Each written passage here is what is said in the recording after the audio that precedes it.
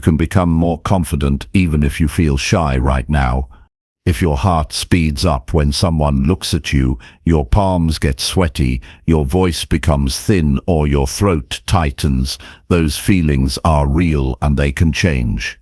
This audiobook gives clear daily habits and simple actions that you can use right away to feel steadier and more present. You will learn how to keep promises to yourself, speak in short, strong sentences, hold your posture, breathe to calm your nerves, and start small conversations that build real courage. You will also find practices for eye contact, steady tone, finishing tasks, and setting limits in a way that protects your energy.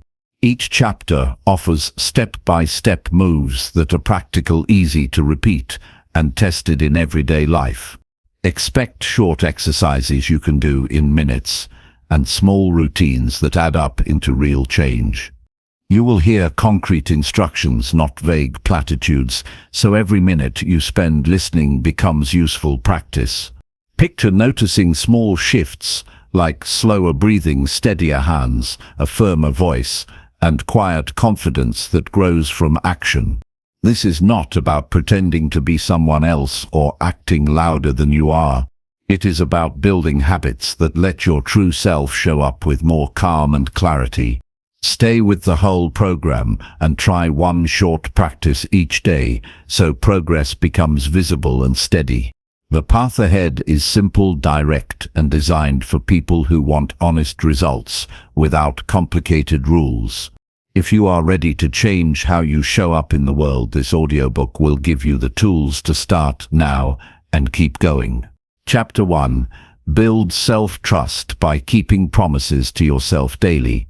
Confidence is not built on chance or luck.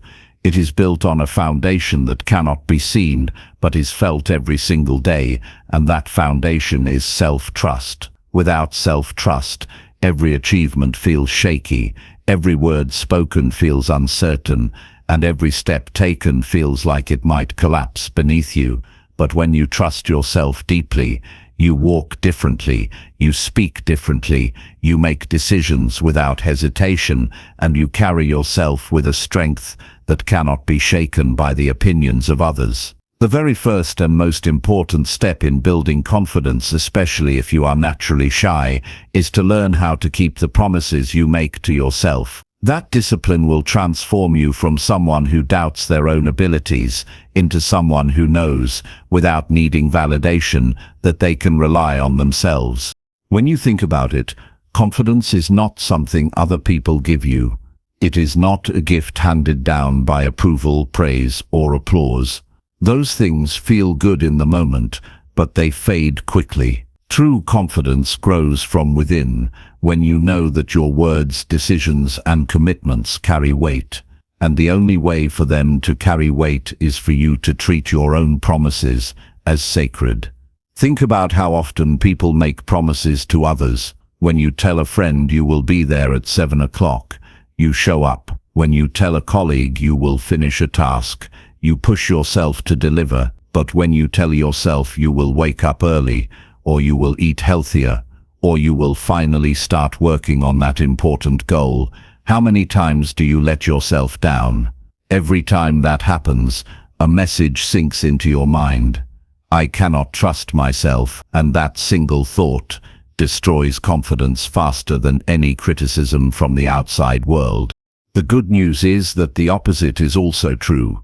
Each time you keep even the smallest promise to yourself, a new message begins to take root. I can trust myself, and that is the seed of unshakable confidence. You do not have to start with massive commitments. In fact, the key is to start small, so small that failure is almost impossible.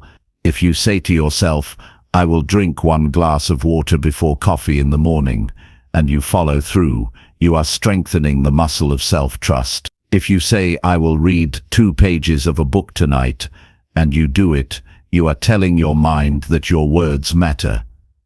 These small victories add up quickly.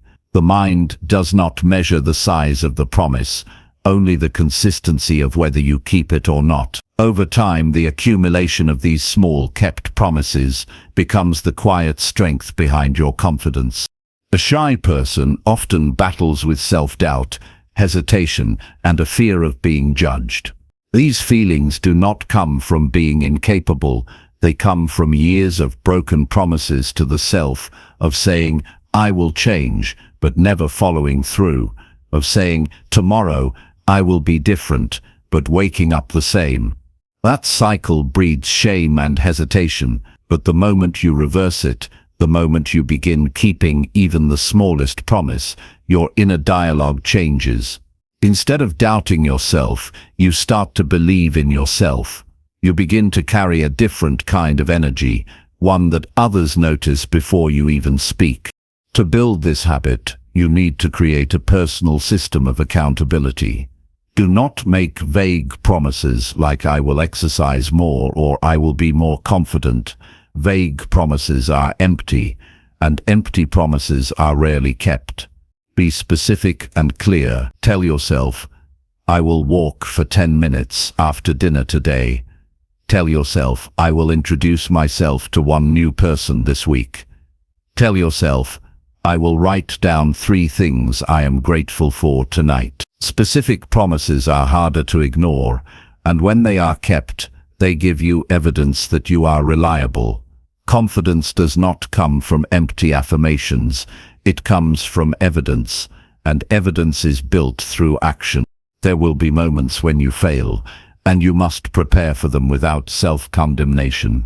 Failure to keep a promise is not the end of trust, it is an opportunity to strengthen it. When you miss a commitment to yourself, instead of drowning in guilt, acknowledge it honestly and renew your promise. Say to yourself, "I did not follow through yesterday, but today I will keep this one promise." That renewal is powerful because it teaches you resilience. Confidence is not perfection, it is the willingness to keep moving forward, to keep trusting yourself even when you stumble. Another practical tool to strengthen self-trust is reflection.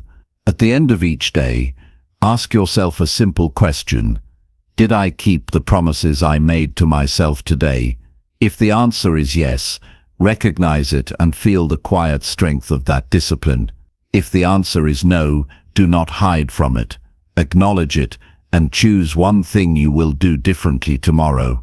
This daily reflection prevents you from drifting into unconscious habits and keeps you anchored to your growth.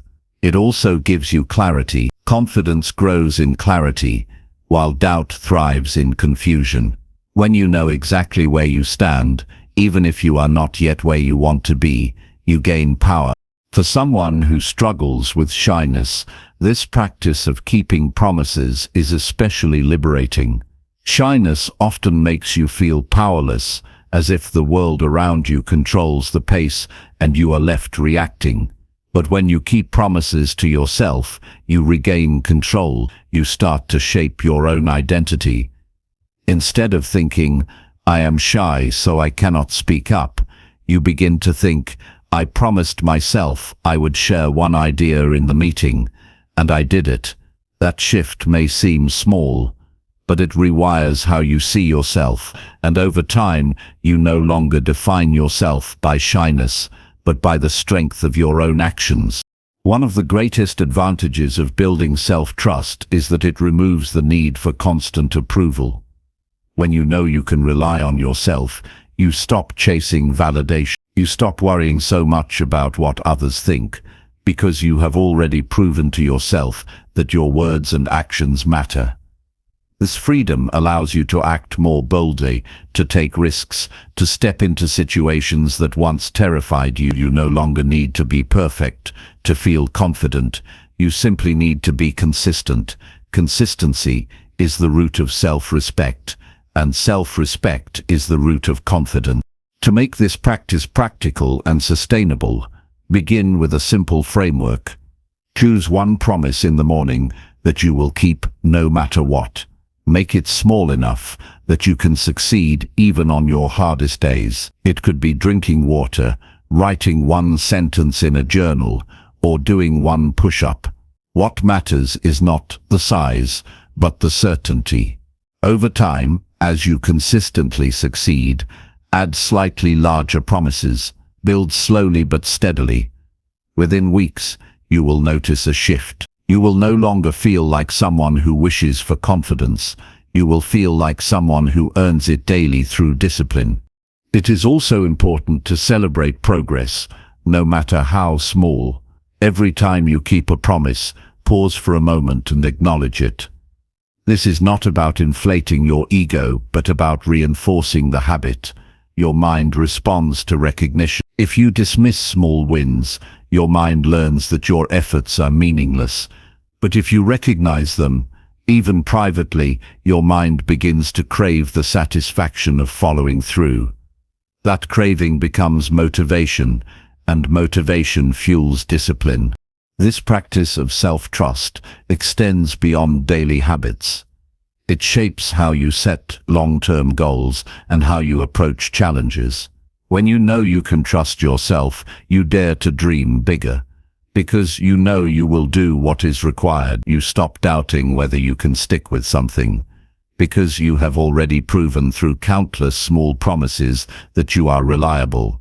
This confidence does not make life easier, but it makes you stronger. Life will still bring challenges, but you will meet them with the quiet certainty that you will not abandon yourself. Some people believe that confidence comes from speaking louder, dressing differently, or acting bolder. While these external changes can help, they are only surface level. The deeper truth is that confidence begins in the relationship you have with yourself. If you constantly break your own promises, no clothing or speech trick will make you feel secure. But if you consistently keep your promises, even the smallest ones, you will radiate a quiet strength that others feel immediately. People trust those who trust themselves, and the only way to earn that trust is to live with integrity toward your own words. Imagine waking up every day knowing that your words carry weight. Imagine knowing that when you say, "I will do this," you do it, without excuses, without negotiation. That kind of discipline builds an unshakable foundation. Others may doubt you, circumstances may challenge you, but you will always have the strength of self-trust to rely on.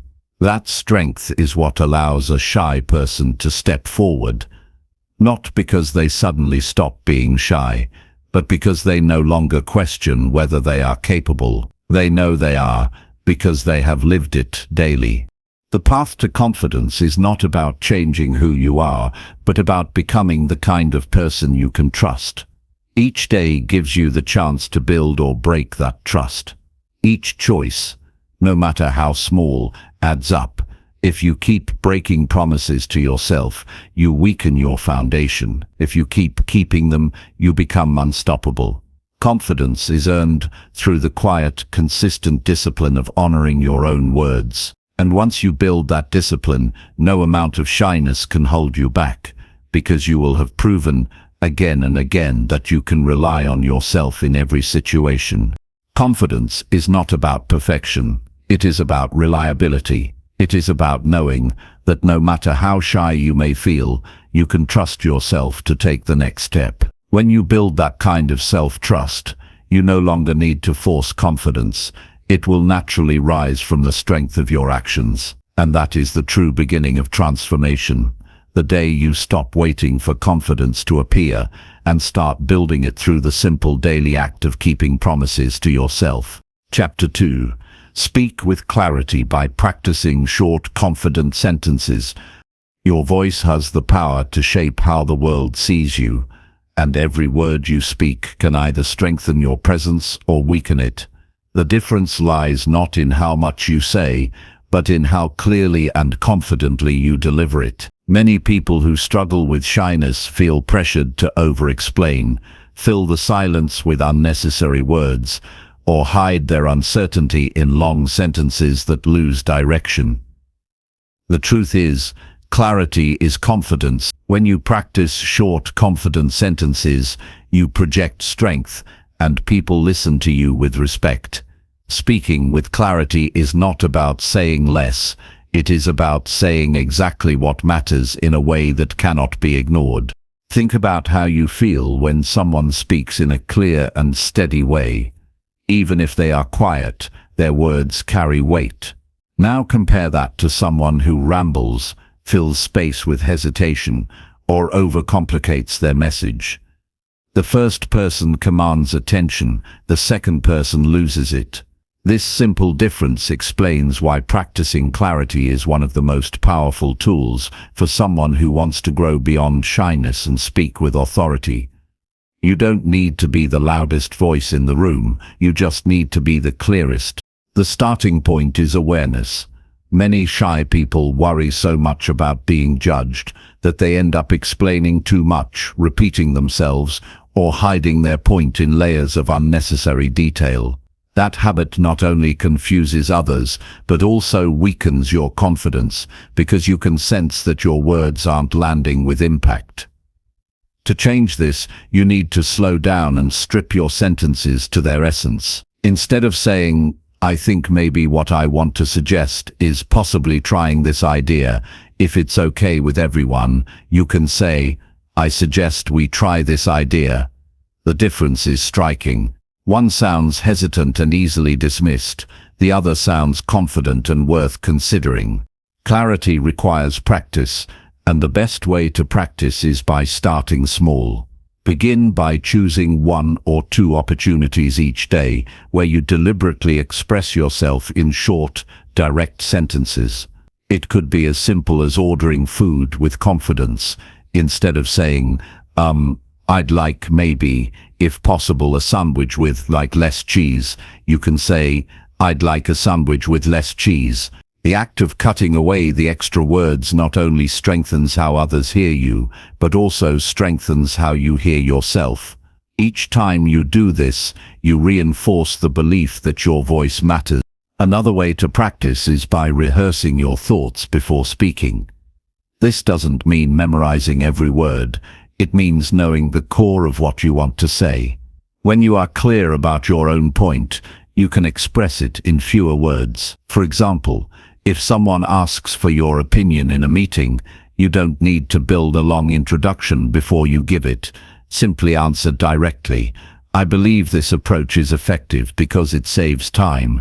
Direct answers like this stand out. They show that you are thoughtful, focused, and confident. Pausing is another key skill. Many shy individuals fear silence, so they rush their words and pack their sentences with fillers like, and like. But silence, when used intentionally, is powerful. Pausing for a second before speaking allows you to gather your thoughts, and pausing after a short sentence lets your words sink in. People respect a speaker who doesn't race to fill every second with sound. When you combine short sentences with calm pauses, you create a rhythm that makes people listen more closely. To build confidence in this skill, practice reading aloud. Choose a short article, a page from a book, or even something you've written yourself. Read each sentence slowly and clearly, focusing on finishing your thought with strength before moving to the next. Pay attention to your tone. Keep it steady, firm, and natural. This exercise trains your voice to carry authority even when your words are simple. Over time, this habit will carry into your daily conversations. It's also important to recognize that clarity is not just about words. It is about intention. Before you speak, ask yourself, what do I want to communicate? If you are clear about your intention, your words will naturally become more focused. For example, if your goal is to express gratitude, a simple "thank you for helping me" is far more impactful than a long, hesitant explanation. If your goal is to decline something politely, "no thank you" is stronger than a complicated excuse. Knowing your intention allows you to choose words that are short, respectful, and firm. This discipline of speaking in short, confident sentences also changes how others treat you. People pay more attention to those who value their own words. They sense that your time and energy are valuable, and they respond with greater respect. When you speak clearly, You avoid misunderstandings, you reduce the chance of being overlooked, and you present yourself as someone worth listening to. Over time, this changes how people perceive you and how you perceive yourself. As with any skill, consistency is what builds lasting change. Do not expect to transform your communication in a single day. Start with small victories. Express one thought today in a short and confident way. Tomorrow, add another. Each success strengthens your self-belief, and when you hear yourself speak with clarity again and again, shyness begins to lose its grip on you. You will no longer feel trapped in overthinking, because you will know that you can express yourself without fear. One of the most liberating truths is that you don't need to speak more to be respected. You don't need to use big words or long explanations to be taken seriously. In fact, the more direct you are, the more people trust your words. Confidence is not about volume, it is about clarity, and clarity comes from the discipline of practicing short, strong, and purposeful sentences every day. The more you master this skill, the more you will notice its effects in every area of life. Your relationships will improve because people will understand you better. Your career will grow because colleagues and leaders will respect your ability to communicate clearly. Your inner world will become calmer because you will no longer feel the need to hide behind endless words. You will start to see that confidence is not something you wait for, it is something you build each time you choose to speak with clarity. When you combine steady practice with intentional discipline, your voice becomes a tool of strength. Every short, confident sentence becomes a building block for your self-esteem. You no longer feel like someone who struggles to be heard. You become someone who speaks and is heard naturally. The weight of shyness begins to lift, and in its place you find a steady presence that others cannot ignore. This is how clarity builds confidence. It is not about saying everything, it is about saying what matters and saying it with conviction. You already have the ability within you to speak this way. It does not require you to change your personality or pretend to be someone else. It only requires you to practice daily, to choose words that are short, clear, and direct, and to honor your voice by speaking them with calm strength. As you do, you will discover a powerful truth. Confidence is not found in speaking more, but in speaking with clarity, and when you master this, you will carry a quiet authority that even shyness cannot hide. Chapter 3. Strengthen posture by standing tall in every interaction. Your body speaks before your mouth ever does, and the way you stand tells the world whether you believe in yourself or not. Posture is more than the position of your shoulders and spine. It is the physical expression of your inner state.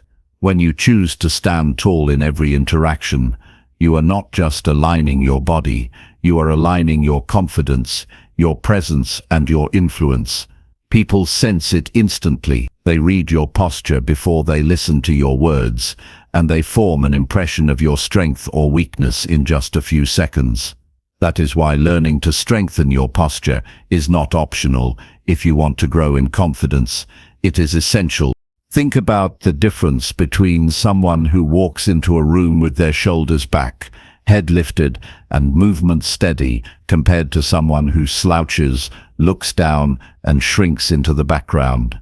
Without saying a word, the first person communicates authority and readiness, while the second communicates hesitation and doubt.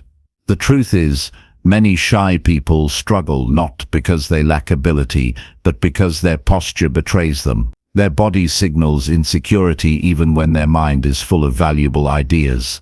If you want your voice to be heard, your body must first speak of confidence. Posture affects more than how others see you. It affects how you see yourself. When you stand tall, you feel stronger, more alert, and more capable.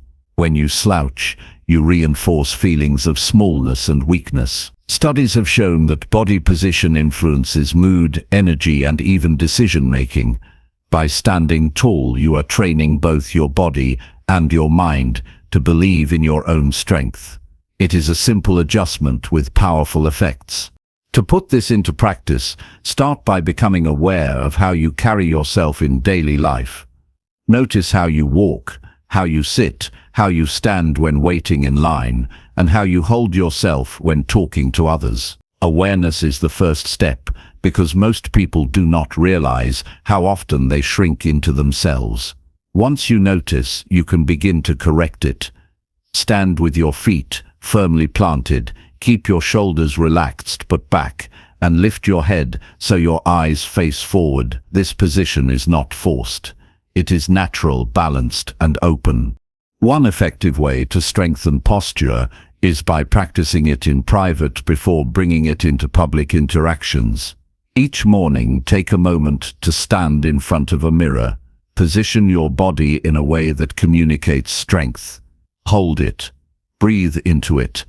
Feel the difference it makes inside you. This daily exercise trains your body to remember the feeling of standing tall, so that when you enter social situations, it becomes second nature rather than something you have to force.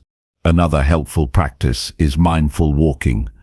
Instead of rushing through your steps with your head down, walk with intention. Keep your eyes forward, shoulders back, and pace steady. This does not mean exaggerating or trying to appear intimidating. It means carrying yourself with calm assurance.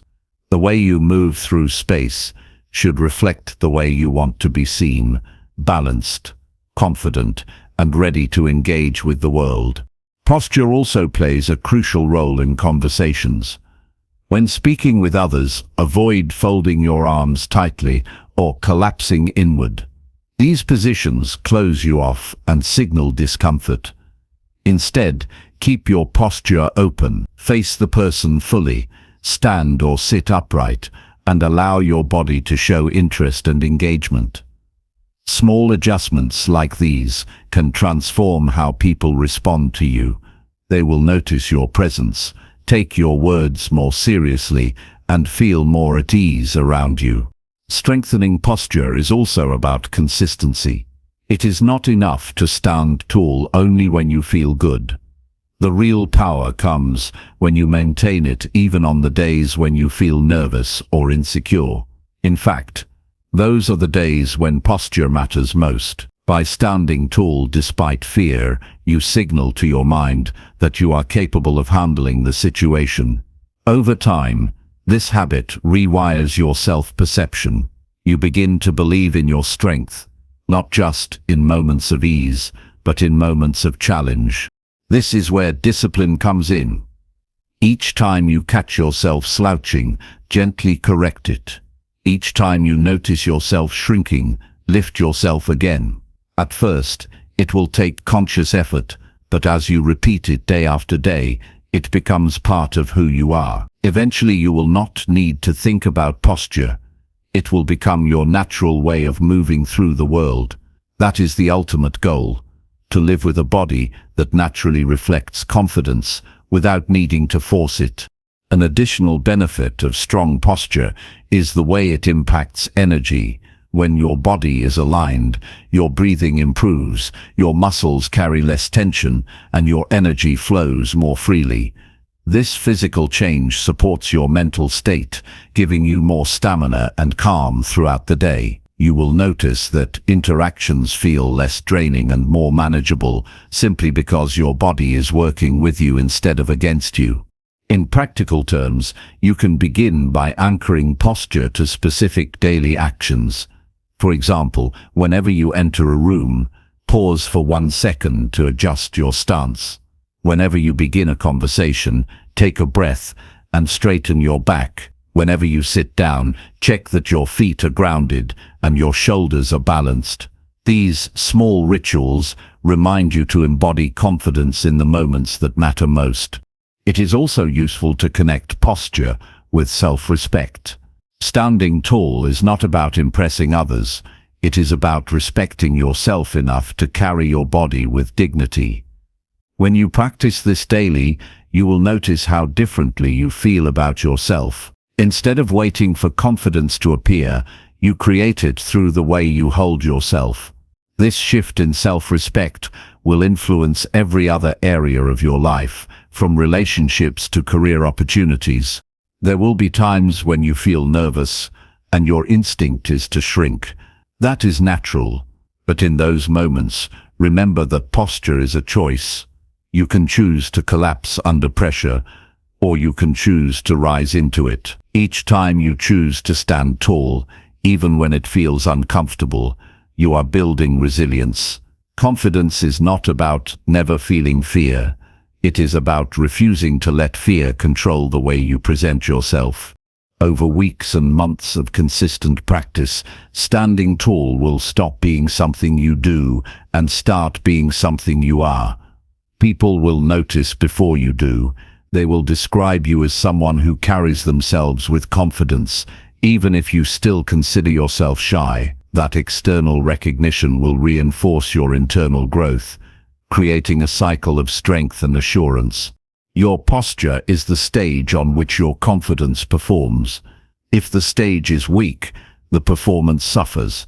If the stage is strong, the performance shines.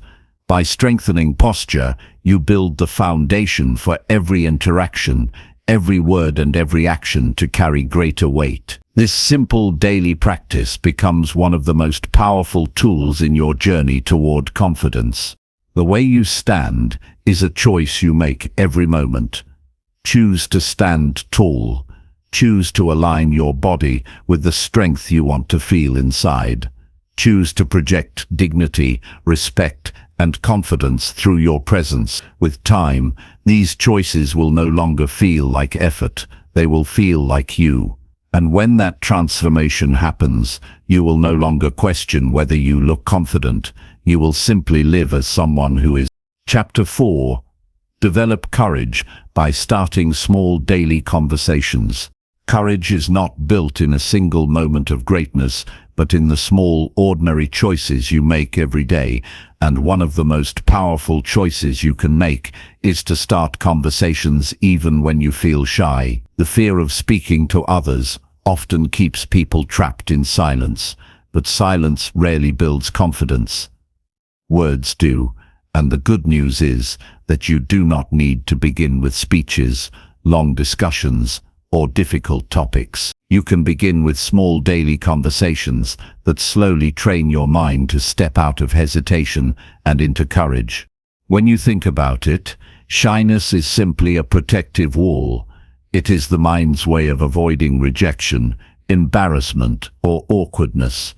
But the price of staying behind that wall is isolation, missed opportunities, and a constant sense of being overlooked. By starting small conversations, you gently push against that wall without breaking yourself in the process. Every time you initiate a short exchange, whether it is greeting the cashier, asking a colleague about their weekend, or complimenting a stranger, you send a signal to yourself: I am capable of connecting with people. That signal grows louder the more often you practice it, until courage becomes a natural part of who you are. One of the biggest misconceptions is that courage means the absence of fear. In reality, courage is acting even when fear is present.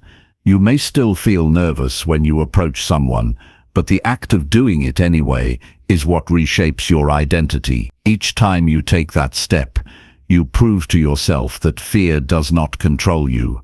That lesson becomes stronger every day you practice small conversations. The key is to start with situations that feel safe and manageable.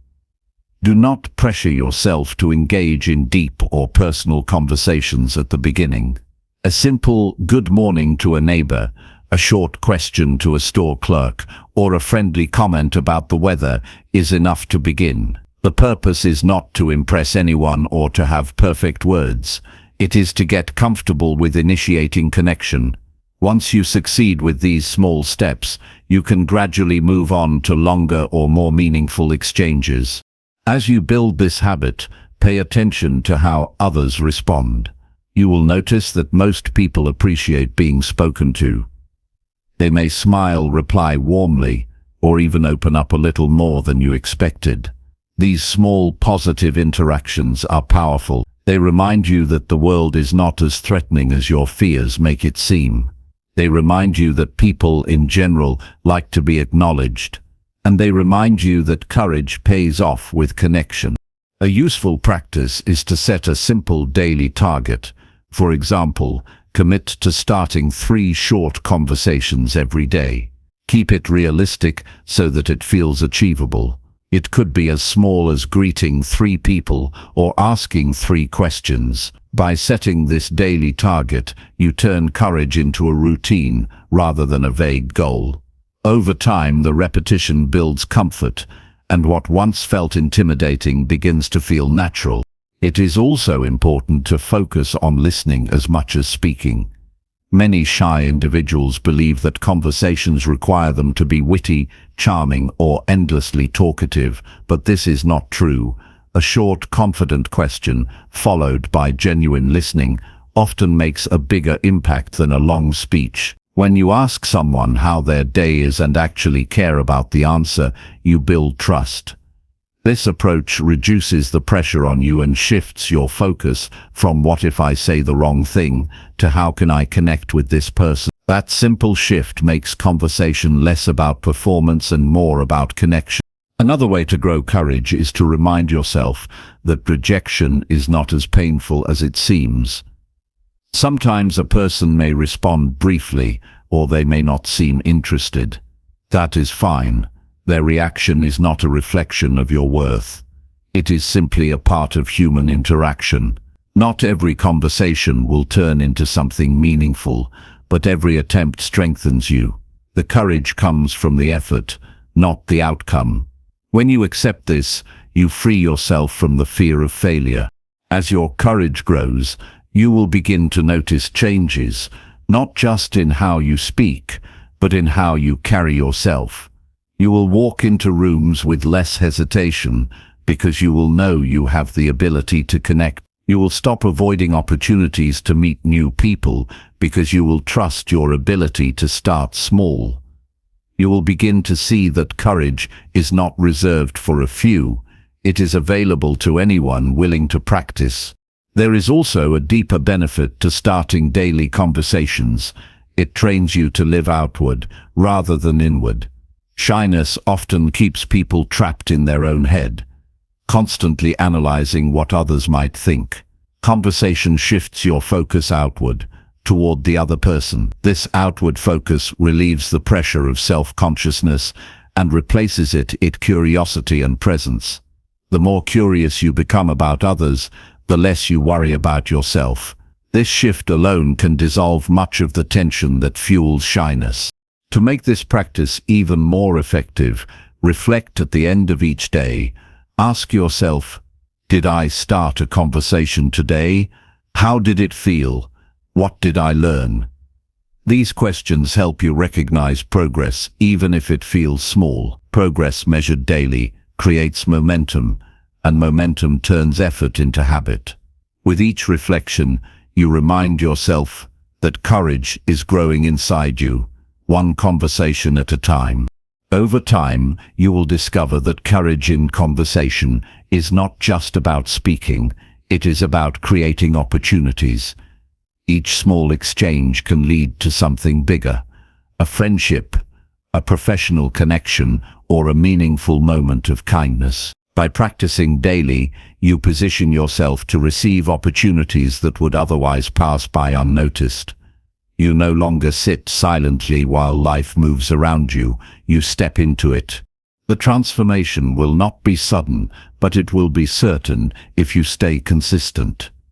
In the beginning, your voice may shake, your words may feel awkward, and your heart may race. But with each attempt, the nervousness fades. What once felt impossible becomes familiar. What once filled you with dread becomes part of your routine. That is how courage works. It grows slowly but steadily until one day you realize that the shy version of you has been replaced by someone stronger. You may never become the loudest person in the room, and that is perfectly fine. Confidence is not about volume, it is about presence. By starting small daily conversations, you give yourself the presence that demands respect without demanding attention. You show others, and more importantly yourself, that you are not invisible. You are capable of connecting, contributing, and being heard. Courage is built like a muscle. The more you exercise it, the stronger it becomes. Each daily conversation is a repetition, a training session for your confidence. And just as the body grows stronger with consistent training, your courage will grow stronger with consistent practice. The day will come when you no longer see conversation as a challenge, but as a natural extension of who you are. That day is earned, one small exchange at a time. You hold the ability to change your life by changing how you connect. The first step is simple. Open your mouth, speak a few words, and begin. Do it today, do it tomorrow, do it every day until it no longer feels like effort. With each small conversation, you are writing a new story about yourself, not the story of someone shy and hesitant, but the story of someone courageous enough to step forward even when it feels hard. And that courage, built in small daily steps, will shape not just your confidence, but your entire life. Chapter 5. Replace fear by focusing on helping others first. Fear loses its grip the moment you turn your attention away from yourself and place it on serving others, because when your focus is on helping, there is no room left for hesitation. Most people spend their lives trapped in cycles of self-doubt, constantly worrying about how they are being perceived, whether they are good enough, or if they will make mistakes. This inner loop feeds fear and makes even simple situations feel overwhelming. The way to break that cycle is by shifting the spotlight off yourself and onto the people around you. The moment you make helping others your priority, fear begins to fade, because your actions are no longer about protecting your image. They are about making a difference. Think about the times you have been most nervous. Maybe it was before speaking up in a meeting, introducing yourself to someone new, or taking on a task that felt bigger than you. In each of those moments, the fear grew stronger the more you thought about yourself. But imagine if, instead of obsessing over what people thought of you, you focused on how your words might inspire someone, how your greeting might make someone feel seen, or how your effort might make someone else's burden lighter. Suddenly, the pressure shifts. You are no longer performing for approval. You are contributing for impact. That simple change of focus transforms fear into fuel. Helping others does not always mean grand gestures. In fact, the most powerful way to build courage is often through small acts of service. It could be holding the door open, offering a word of encouragement, sharing advice when asked, or simply listening without distraction. These actions may seem small, but they train your mind to step outside of self-consciousness and into generosity. Each time you do this, you reinforce the belief that your presence has value not because you are flawless, but because you are useful. There is a powerful truth in human interaction. People remember how you make them feel more than what you say. When you approach others with the intent to help, you create feelings of trust, safety, and appreciation. These feelings strengthen bonds and open doors that fear would otherwise keep shut. You may not even realize how deeply a kind word, a patient explanation, or a moment of attention can impact someone, but the effect is real, and as you witness those effects, your fear of stepping forward diminishes. It is also important to realize that focusing on helping others puts you in alignment with your deeper purpose. Fear is often born from ego, the endless need to protect yourself from failure or embarrassment. But service comes from purpose, and purpose is stronger than ego. When you live from a place of purpose, your actions feel bigger than your fears.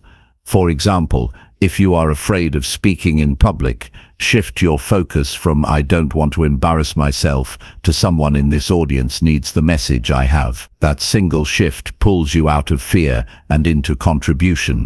Another benefit of focusing on others is that it builds genuine confidence. Confidence is not built from pretending you are fearless. It is built from experiences where you prove to yourself that you can handle challenges. By helping others, you create those experiences repeatedly. Each time you step forward to offer assistance, you collect evidence that you are capable, that your presence matters, and that you can make a positive impact. Over time, this evidence becomes unshakable confidence, and fear no longer holds power over you. One practical way to apply this is to enter every situation with the question, "How can I add value here?" Whether it is a family gathering, a work environment, or a social event, walk in with that mindset. Instead of worrying about being liked or accepted, focus on listening, encouraging, and contributing.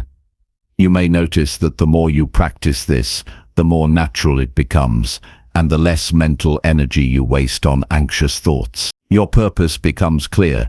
You are not there to protect yourself. You are there to give. Fear thrives in self-absorption, but it dies in service. When you help others, your attention is no longer chained to your own flaws or insecurities. Instead, it flows outward, where it can make a real difference. That outward flow creates momentum. The more you practice it, the more fearless you become, because you stop asking, "What if I fail?" and start asking, "Who can I lift?" In the process of helping, something remarkable happens. You begin to see yourself differently. You stop identifying as someone timid or afraid, and start recognizing yourself as someone capable of making impact. This new identity changes the way you approach challenges. You are no longer someone trying to avoid fear. You are someone stepping forward because others can benefit from your courage. That shift in identity is what creates lasting transformation. Helping others also builds relationships that become a source of strength. When people see that your actions come from genuine care, they trust you, respect you, and often want to support you in return. These relationships form a network of encouragement that makes you even braver. Fear feels smaller when you know you are not alone, and focusing on helping others ensures that you are never alone. You are connected. Do not underestimate how powerful this habit can become. Imagine walking into every situation with the mindset that someone there needs you. Imagine seeing fear not as a signal to retreat, but as a reminder to contribute. That mindset does not just dissolve fear, it gives you energy, direction, and confidence. The moments that once filled you with anxiety become opportunities to serve, and opportunities to serve are opportunities to grow. It is also worth remembering that helping others does not require perfection. You do not need all the answers, the best skills, or a flawless performance. What people need most is your willingness to care, to step forward, and to do what you can. Fear tries to convince you that you are not ready, but service proves that readiness is not required, only willingness. By taking action despite imperfections, you demonstrate that contribution matters more than perfection. As you build this habit, you will begin to notice fear showing up less and less in your life. Where it once kept you silent, you now speak. Where it once kept you hidden, you now show up. Where it once kept you doubting, you now act. Not because the fear magically disappeared, but because your focus shifted to something greater than yourself. The truth is that fear never fully vanishes. It only loses its power when it no longer controls your focus. By focusing on helping others first, you choose a path that elevates you above fear. You choose a mindset that says, "I am here to serve, not to shrink." And every day you live by that choice, you grow stronger, braver, and more capable of handling life's challenges. So, if fear has been holding you back, make this commitment today. In every situation, no matter how small, ask yourself, how can I help? Then act on the answer. Do it consistently, and you will watch fear lose its voice in your life. You will step into moments that once intimidated you with a calm confidence, because your mission will no longer be about protecting yourself. It will be about lifting others. And when you live this way, courage becomes your natural state, fear becomes powerless, and your life becomes an example of what is possible when service replaces self-doubt. Chapter 6. Grow resilience by learning from every failed attempt. Every setback you face carries the seed of strength, if you choose to see it as a lesson instead of a defeat. Resilience is not something people are born with. It is something that is built through experiences where life does not go as planned. Each failed attempt becomes an opportunity to grow wiser, tougher, and more capable, but only if you refuse to give in to despair. The difference between those who rise stronger and those who remain stuck lies in the mindset they bring to failure. Instead of saying, "I failed, so I am not good enough," the resilient person says, "This didn't work, so I must adjust and try again." That simple shift allows you to keep moving forward, no matter how many times life knocks you down. Failure is never comfortable, but comfort is not what builds strength. When something does not go your way, it creates discomfort, and in that discomfort lies the chance to learn. If you ignore the lesson and let the pain control you, the failure becomes wasted. But if you ask yourself, "What can I take from this experience?" the failure transforms into wisdom. That wisdom becomes a tool you can use for every challenge that comes after. Slowly, with every mistake you analyze and every attempt you rebuild, you create a foundation of resilience that no sudden setback can shake. One of the most powerful ways to handle failed attempts is to separate your identity from the outcome. Too often, people tie their self-worth to success. When something fails, they label themselves as failures, and that belief drains their confidence. The truth is, failure is not who you are. It is something that happened.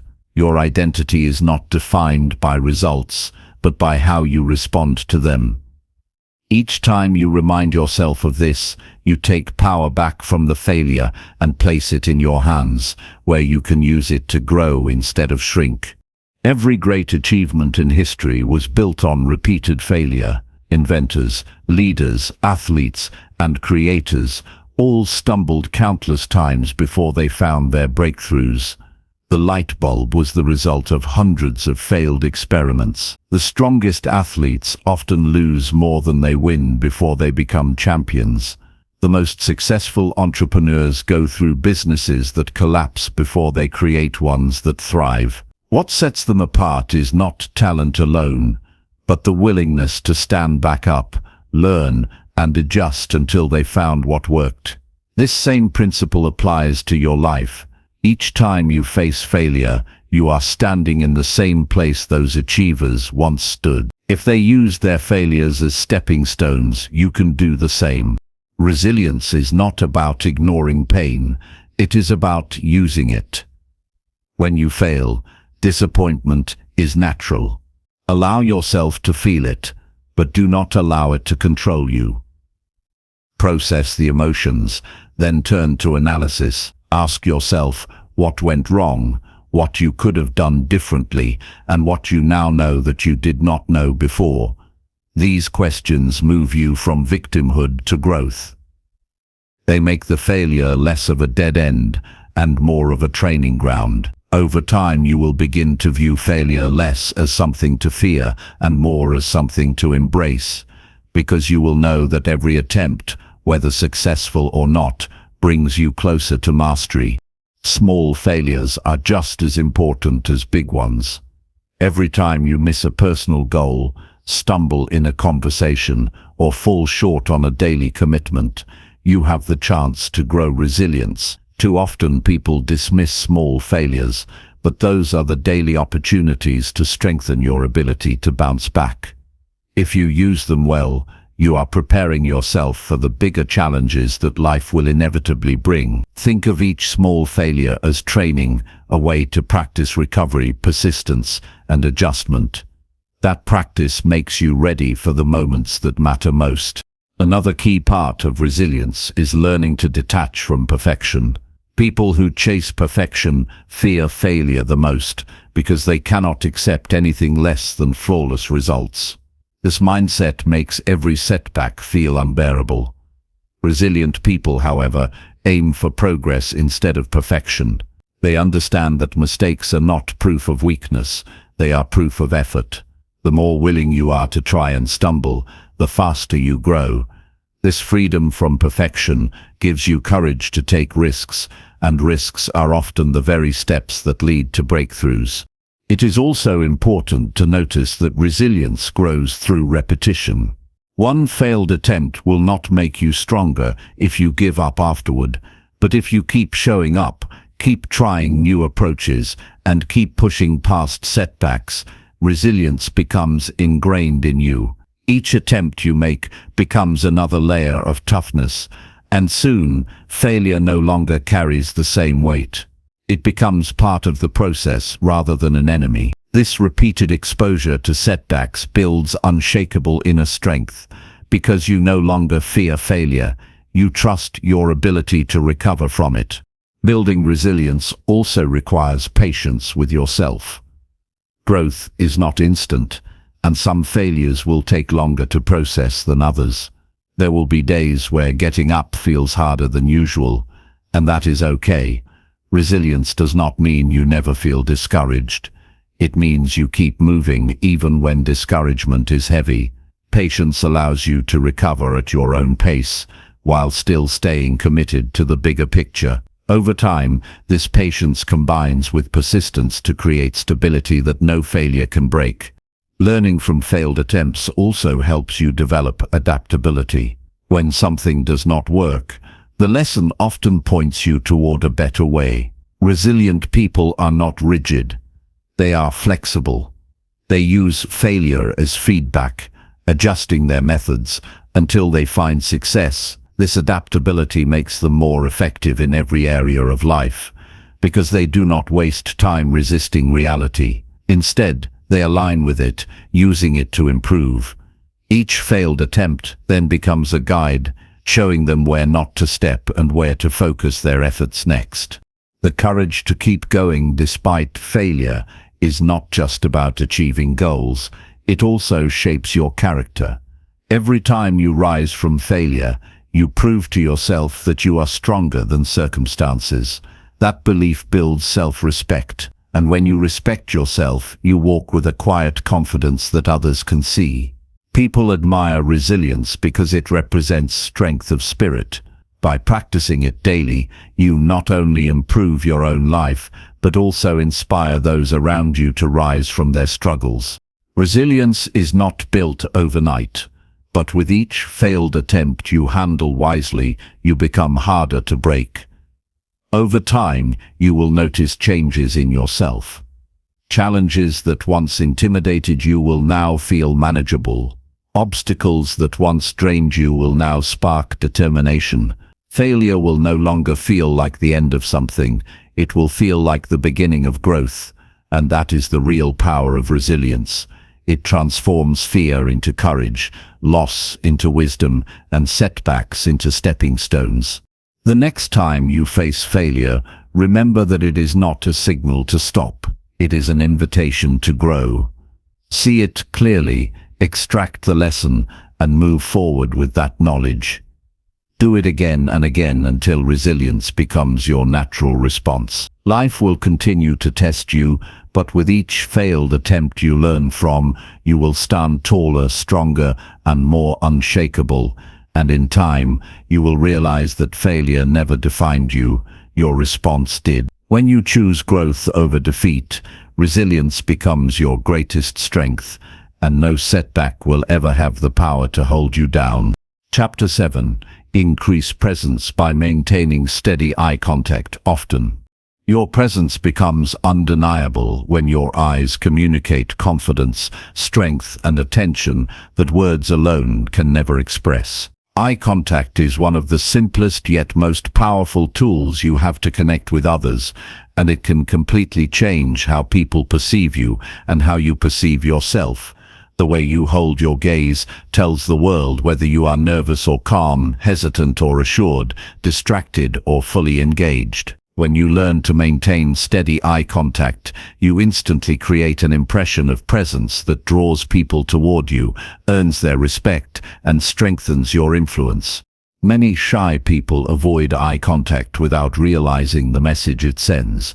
Looking away too quickly or keeping your eyes on the ground makes you appear unsure of yourself, even if you have something valuable to say. On the other hand, holding someone's gaze communicates that you are comfortable with who you are and confident in your interaction. It signals strength without aggression and openness without vulnerability. In a world where distractions are everywhere, giving someone your steady focus through eye contact makes them feel seen and valued, and that creates a powerful bond. To build this skill, start small and practice daily. The next time you greet someone, hold their gaze just a little longer than you normally would. Not in an intimidating way, but long enough to show that you are present. When you are in a conversation, avoid letting your eyes wander to your phone, the ground, or other people passing by. Keep your attention steady on the person speaking to you. This signals respect and tells them their words matter. These simple moments of intentional eye contact train you to become comfortable holding your ground without shrinking back. Steady eye contact also has an impact on your own state of mind. When you hold someone's gaze, you naturally begin to feel stronger, calmer, and more collected. Your body and mind align with the confidence you are projecting. It is not just about how others see you, it is about how you see yourself. Each time you maintain eye contact, you reinforce the belief that you can handle social pressure without breaking. Over time, this habit reshapes the way you carry yourself in every setting, from casual conversations to important meetings. Presence is not about dominating a room with volume or force. It is about being fully grounded where you are. Eye contact is the anchor that roots you in the moment. When you avoid it, you drift into insecurity and distraction. When you maintain it, you center yourself and others around you feel that grounded energy. People naturally trust and follow those who project stability, and steady eye contact is one of the clearest signals of stability. Of course, balance is important. Presence comes from natural, steady attention, not from staring or forcing intensity. True confidence is calm, not aggressive. Aim for a rhythm in your eye contact. Look, hold, and release naturally. If you feel nervous, remind yourself that your gaze is simply a way of showing attention, not a test to pass. The more you practice, the more natural it will feel, and what once seemed intimidating will become effortless. Think about the leaders, mentors, or friends you admire most. Chances are they make you feel understood when they talk to you. Often, this is not because of what they say, but because of how they look at you when you are speaking. Their eye contact gives you the sense that you matter, that you are being heard, and that your presence is acknowledged. You have the ability to give that same gift to others by training yourself to be intentional with your gaze. Eye contact is also a tool of persuasion. When you share your ideas, steady eye contact makes your words carry weight. Without it, your message loses power. People are more likely to believe you, respect you, and follow your lead when your gaze communicates conviction. This is especially important in situations where your confidence is being tested, such as job interviews, negotiations, or public speaking. In those moments, your eyes can do half the work of establishing credibility before you even finish your sentence. For those who feel anxious, the path to steady eye contact is gradual. Begin by practicing with people you feel most comfortable around. Hold their gaze for short moments and notice how natural it feels. Once you stop overthinking it, then expand into more challenging environments. Try maintaining eye contact when you order something, when you greet a stranger, or when you answer a question in a group. With each attempt, you will realize that the discomfort fades and is replaced with confidence. Another powerful aspect of eye contact is its ability to calm conversations. When tensions rise, most people avoid looking directly at one another, which creates more distance and miscommunication. But when you stay steady and maintain calm eye contact, you bring stability into the situation. You signal that you are not shaken, that you are in control of yourself, and that resolution is possible. This kind of presence has the power to de-escalate conflicts and earn respect even in difficult circumstances. Eye contact also improves your listening skills. Too often, people think they are listening when in reality their minds are elsewhere. By keeping your gaze on the person speaking, you anchor your attention on them. You hear their words more clearly, notice their tone, and pick up on subtle expressions that you would miss if you looked away. This makes you not just more confident, but also more empathetic and connected. Relationships thrive on this kind of connection, and it begins with the discipline of staying present through your eyes.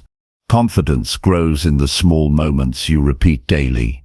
Each time you hold steady eye contact, you teach yourself that you can stay calm under pressure, that you do not need to retreat, and that you belong in every space you step into. Over time, those moments accumulate into a powerful sense of presence that becomes second nature.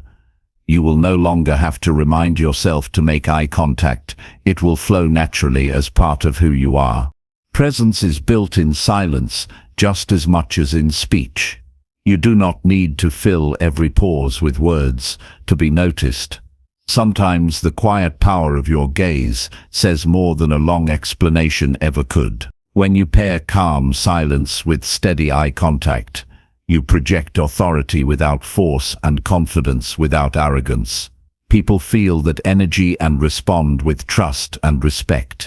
As you practice this skill, remember that your gaze is not just about projecting confidence outward, it is also about cultivating confidence inward. Each time you refuse to look away out of nervousness, you affirm to yourself that you are capable of facing life directly. That affirmation builds self-respect, and self-respect is the root of lasting confidence. So step into every interaction with the awareness that your eyes are not just looking, they are leading.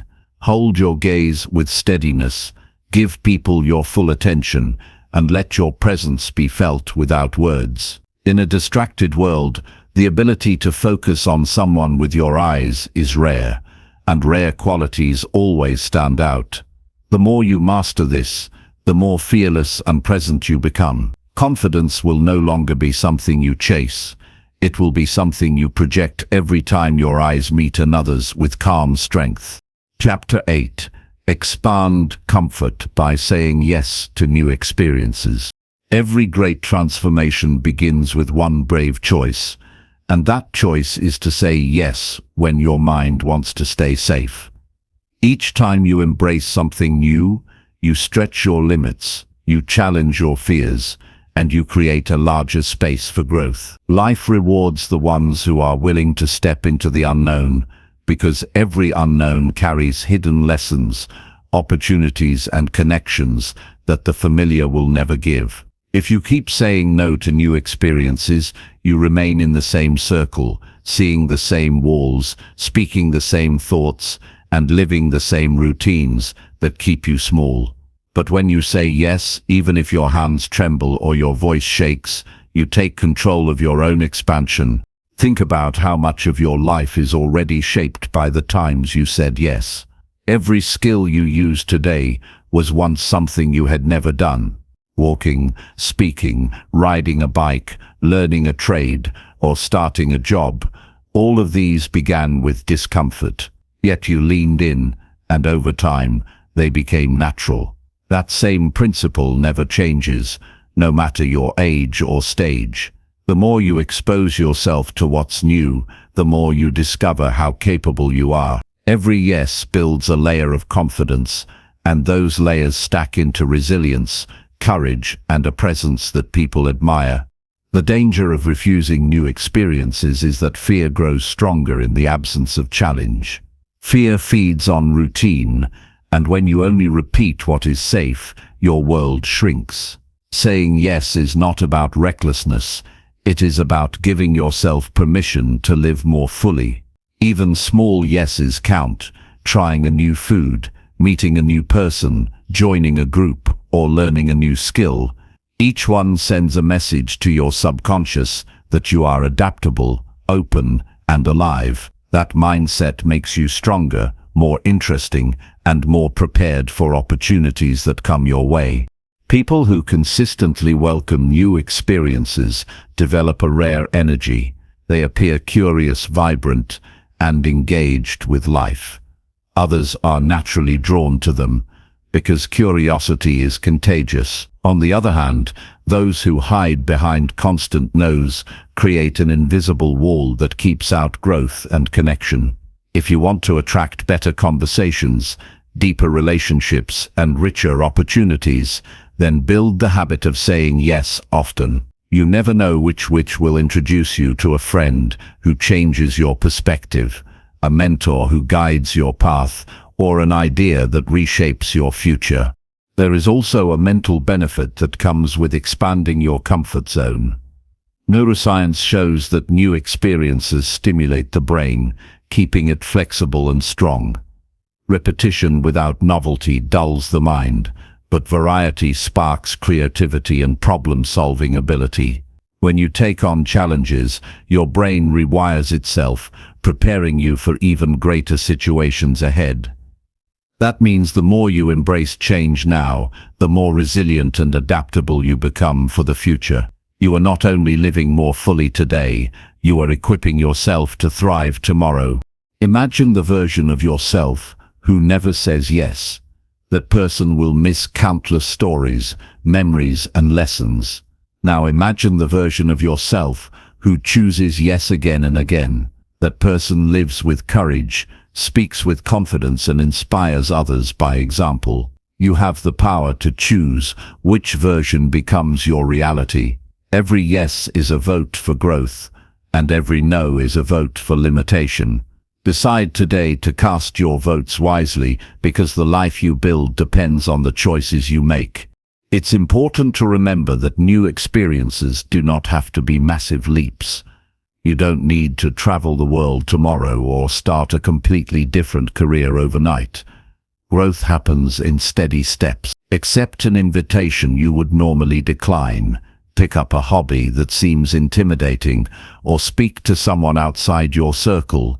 Each small yes compounds, and soon you realize that what once scared you now feels natural. That's the beauty of expansion. What feels impossible today becomes effortless tomorrow, simply because you dared to begin. Think about how others perceive you when you're willing to say yes. They see someone adaptable, courageous, and trustworthy. People gravitate to those who aren't afraid of challenge because they sense strength in them. This opens doors in careers, friendships, and opportunities you never could have scripted. Saying yes not only changes you, it changes the way the world responds to you. Suddenly, instead of waiting for chances, you find chances chasing you because you radiate openness. There's also a hidden gift in saying yes. It teaches humility. You enter new situations as a beginner, and being a beginner makes you patient, curious, and willing to learn. It strips away pride and reminds you that growth is a lifelong journey. This humility makes you more relatable, more approachable, and more compassionate to others who are struggling. People respect not only your courage, but your willingness to start fresh. In time, you'll realize that every yes you gave created a map of your growth. Look back, and you'll see a pattern of courage stitched across your life.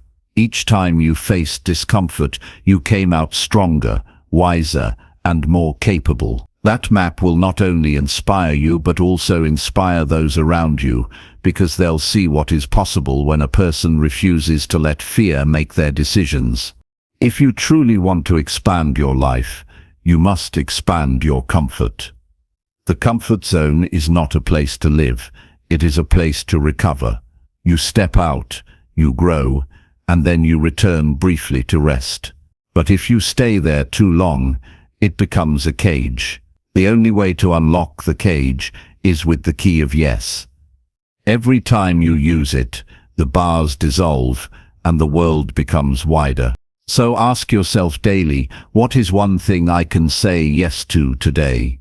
It could be as small as attending a gathering, learning a new phrase in another language, or exploring a new route on your walk. These little decisions accumulate, and before you realize it, you'll be living a life filled with richness, variety, and courage. The choice is always yours, and it starts with a single word: yes. Chapter 9. Boost self-image by dressing in a way you respect. How you present yourself to the world directly affects how you see yourself, and the fastest way to elevate your confidence is by choosing to dress in a way that earns your own respect. The clothes you wear send a message long before you open your mouth, and that message is not only for others but for yourself. Every time you look in the mirror, you either confirm your worth or you question it, and the difference often comes down to whether you took the time to dress with intention. Dressing well is not about expensive brands or following the latest trends. It is about aligning your outer appearance with the dignity, pride, and self-value you want to carry inside. Think about how different you feel when you put on clothes that fit well, look sharp, and reflect effort. Your shoulders square naturally, your voice grows stronger, and your movements carry more purpose. Compare that to the times you leave the house in clothes that make you feel careless or invisible. Your energy drops, your posture slouches, and deep inside you feel a sense of shrinking. This is why appearance matters, not for vanity, but for identity. When you look good to yourself, you stand taller in every room you enter. Consider the way a uniform works for professionals. A doctor's coat, a soldier's uniform, or an athlete's jersey is not just fabric. It's a signal of responsibility, pride, and standards. In your own life, the way you dress acts as your personal uniform. It tells you that you are serious about who you are and how you move through the world. The truth is, people will treat you according to the standard you set for yourself. When you dress with care, you silently teach others how to respect you. This principle applies in every setting. At work, dressing with polish shows that you value your role and that you bring seriousness to your tasks. In social situations, looking intentional communicates that you respect the people you are meeting. Even in private, when no one else is watching, the clothes you choose affect how you feel about yourself. Dressing well just for you builds inner discipline and self-regard. If you only dress up when others are watching, you live by outside validation. But when you dress well for yourself, you anchor your confidence from within. Your wardrobe does not need to be large or luxurious to boost your self-image. What matters most is fit, cleanliness, and intentionality. A simple shirt that fits properly will look more powerful than an expensive one that doesn't. Shoes that are polished, clothes that are ironed, and colors that suit you make a difference far greater than most people realize. It is not about how much you spend, it is about how much respect you show to yourself through your choices. The ripple effect of dressing in a way you respect goes beyond appearance. It influences your mindset. When you know you look good, you speak with more conviction, you take more initiative, and you demand more from yourself. This subtle shift changes how others respond to you. People are naturally drawn to those who project confidence, and dressing well is one of the quickest ways to project it. Ask yourself, what kind of person do I want to be seen as? Strong, disciplined, reliable, creative, professional. Then dress in alignment with that vision. Every outfit is an opportunity to step into the character you want to embody. Over time, this character becomes your reality, not because of the fabric itself, but because of the standard it represents. You begin to act in harmony with the image you see in the mirror. Think about the times when you had to dress for an important occasion, maybe an interview, a wedding, or a significant meeting. Chances are you felt more alive, more focused, and more prepared. Why wait for rare occasions to feel that way? Life itself is an occasion worthy of your best self. Every morning when you choose what to wear, you are making a silent decision about how seriously you take yourself. It's not just about others noticing you, it's about you noticing yourself. Every time you catch a glimpse of your reflection, you are reminded of the effort you put into yourself. That reminder builds self-trust. It tells you that you can rely on yourself to uphold standards, even in the small details. And when you trust yourself in small things, you grow stronger in big things. Dressing well becomes a daily exercise in self-discipline, which carries into every area of life. Dressing with respect also helps you break free from negative cycles. If you've ever been stuck in discouragement, you know how easy it is to let go of self-care. You stop paying attention to appearance, and that neglect reinforces the feeling of defeat. By making the deliberate choice to improve how you dress, you interrupt that cycle. You give yourself a small victory, and that victory lifts your mood, which fuels more victories. In this way, appearance becomes not superficial, but strategic. Another hidden benefit of dressing well is that it creates opportunities you cannot predict. People notice those who carry themselves with care. You may be approached for conversations, trusted with responsibilities, or offered chances simply because you project reliability and confidence. The right impression opens doors, and it often begins with something as simple as your appearance. The way you dress also influences your habits. When you wear clothes that make you feel sharp, you are less likely to act sloppy in your behavior. Your standards rise across the board. You take better care of your surroundings, you handle conversations with more respect, and you hold yourself accountable to higher levels of performance. In this sense, dressing well is not just external, it reshapes your internal discipline. You owe it to yourself to present the best version of who you are every day. Not because others demand it, but because you deserve it. The pride you feel when you see yourself looking strong, polished, and capable is fuel that carries you through challenges. It reminds you that you are worth effort, and when you live from that place, you approach everything, work, relationships, goals, with more determination. In the end, self-image is not a mystery. It is built one choice at a time. And one of the clearest choices you can make is to dress in a way that reflects who you truly want to be. The person who respects themselves in the mirror will never shrink from life's opportunities. They will walk with assurance, speak with clarity, and attract the respect of others. And it all starts with something as simple, yet powerful, as the clothes you choose each morning. Chapter 10. Practice calm by slowing your breathing under pressure. Calm is strength, and one of the most powerful tools you can ever master is the ability to slow your breathing when the pressure is high. In moments of stress, your body reacts before your mind has a chance to think. Your heartbeat races, your chest tightens, and your thoughts scatter. That is the natural response to fear or tension, but you are not trapped by it. You can take control of your body and reclaim control of your mind, and it begins with something so simple yet so transformative: your breath. Every breath you take carries a signal to your nervous system. Shallow, fast breathing tells your body that danger is near, that you must fight or run, even when you are just facing a meeting, a conversation, or a personal challenge. Deep, slow breathing tells your body the opposite, that you are safe, that you are steady, and that you are in control. In this way, your breath becomes your greatest anchor.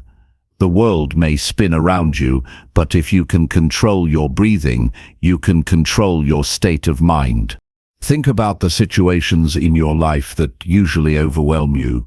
Maybe it's speaking in front of others, entering a room where you feel judged, or trying to make decisions under stress. In those moments, you often feel powerless. But imagine if, instead of reacting with panic, you could pause, take one deep breath, and immediately feel grounded. That one breath creates space. In that space, you can choose how to respond. You move from being controlled by fear to being the one who controls the fear. This practice is not about ignoring pressure, it's about mastering it. The more you train yourself to slow your breathing in stressful situations, the more resilience you build. Stress no longer crushes you, it sharpens you. Pressure no longer makes you collapse, it makes you stand taller. Calm breathing is not weakness. Calm breathing is discipline. It is the ability to stay composed when others fall apart. That ability will not only change how you face challenges, but also how others see you. When you are calm, people trust you more. They sense that you are steady, that you are not ruled by fear. This presence gives you influence without words. Think of leaders, athletes, or professionals you admire. They often seem unshaken even under great stress, and much of that comes from their ability to regulate themselves physically. Their calm is contagious, and so can yours be.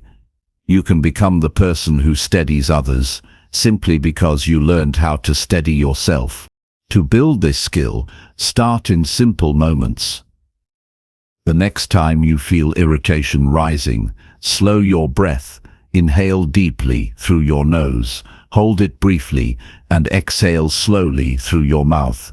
Notice how your body begins to loosen. Notice how your mind becomes clearer. Do the same when you feel nervous before a conversation. Instead of letting your breathing race, take control of it. The nervousness may not vanish instantly, but you will no longer be a prisoner of it. You will be the one leading yourself through it. As you make this a daily habit, your breathing becomes your secret weapon. You will begin to catch yourself before stress overtakes you. You will know that calm is always one breath away. This knowledge changes your confidence. You stop fearing high-pressure moments because you know you have the ability to manage them. Fear thrives on loss of control. Confidence thrives on regaining control. Breathing is how you bridge that gap. Your emotions will also become easier to handle. Anger, anxiety, doubt, all of these emotions are tied to the body's physical reactions. Slow breathing weakens their grip. Instead of lashing out in anger or freezing in anxiety, you slow down, and in that pause, you reclaim your choice. You are no longer driven by impulse. You are guided by intention. That shift is one of the greatest signs of maturity and self-mastery. This practice goes beyond stressful moments. It can reshape how you live every day. Taking time to breathe deeply each morning sets the tone for clarity and focus. Using slow breathing before sleep calms the mind and helps the body rest. Even during small daily tasks, awareness of your breath reminds you to live with more presence. Life feels lighter when you stop rushing through it with shallow breaths and start engaging with it through calm, intentional breathing. When challenges arise, and they always will, you will be prepared. You won't need to wait until after the storm to find your peace. You will carry peace within the storm. That is the real gift of this practice. Calm breathing gives you control, not over the world, but over yourself.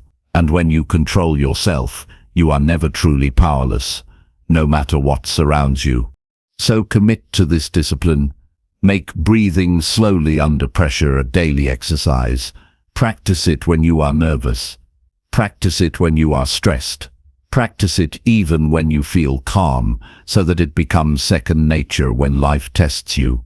Over time, you will notice something powerful. The moments that used to overwhelm you no longer do.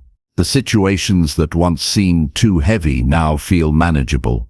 You begin to trust yourself in every environment because you know you have the ability to remain calm. Your breath is always with you. It requires no special tools, no preparation, no cost. It is a skill available to you at every moment, and it is one of the simplest yet strongest ways to build confidence. By slowing your breathing under pressure, you prove to yourself that you are greater than fear. You build the kind of presence that commands respect and the kind of strength that cannot be shaken. Calm is not something you wait for, it is something you create. Every deep breath is a declaration that you are in charge of yourself. Every slow exhale is a reminder that you can handle what comes. And every time you master your breath under pressure, you take another step toward the confident, unshakable version of yourself that you were always meant to become. Chapter 11. Build certainty by preparing well before important situations. Certainty is not something you stumble upon in the moment. It is something you build in advance through preparation, and the more you prepare, the more power you feel when it matters most. Nothing shakes confidence faster than walking into an important situation unready, because deep down you know you have left too much to chance. But when you prepare with intention, you carry a quiet strength that others can sense immediately. Preparation is the bridge between doubt and assurance, and it gives you the ability to face challenges without hesitation. Think of every critical moment in life: interviews, speeches, exams, meetings, conversations that could change your future. The people who shine in those moments are not always the most talented, but they are almost always the most prepared. They have rehearsed, studied, visualized and practiced until they know exactly how they want to show up. That preparation becomes certainty, and certainty becomes confidence. Without it, even natural talent struggles.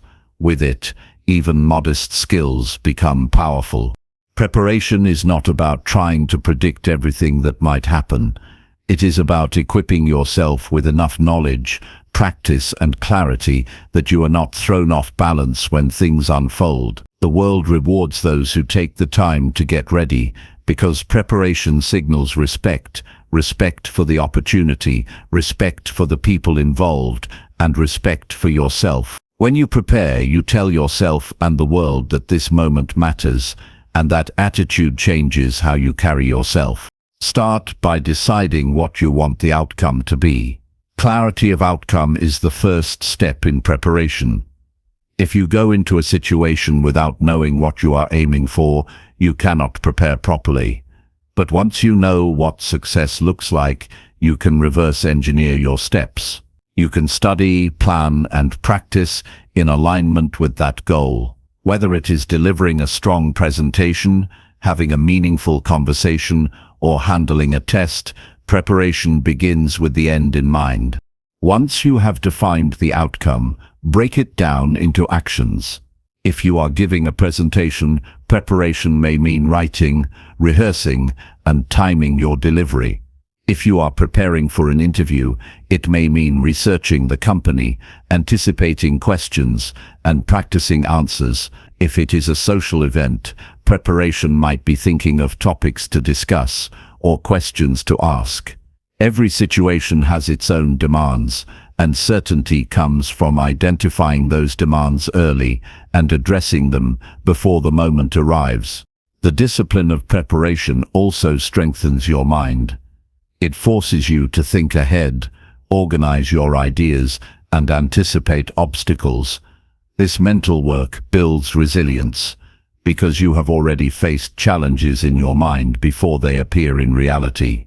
You no longer feel like a victim of chance because you have rehearsed responses, considered possibilities, and strengthened your foundation.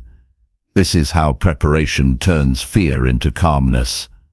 It shifts your focus from "what if I fail" to "I am ready to handle this." There is also a physical side to preparation. How you sleep the night before, what you eat, how you dress, and even the way you arrive all shape your readiness. Certainty is not only about knowledge, it is about energy. When you take care of your body and environment in advance, you carry a sharper presence. Small details matter, and when you handle them ahead of time, you free your mind to focus fully on the task, instead of scrambling at the last minute. Preparation also gives you the freedom to adapt.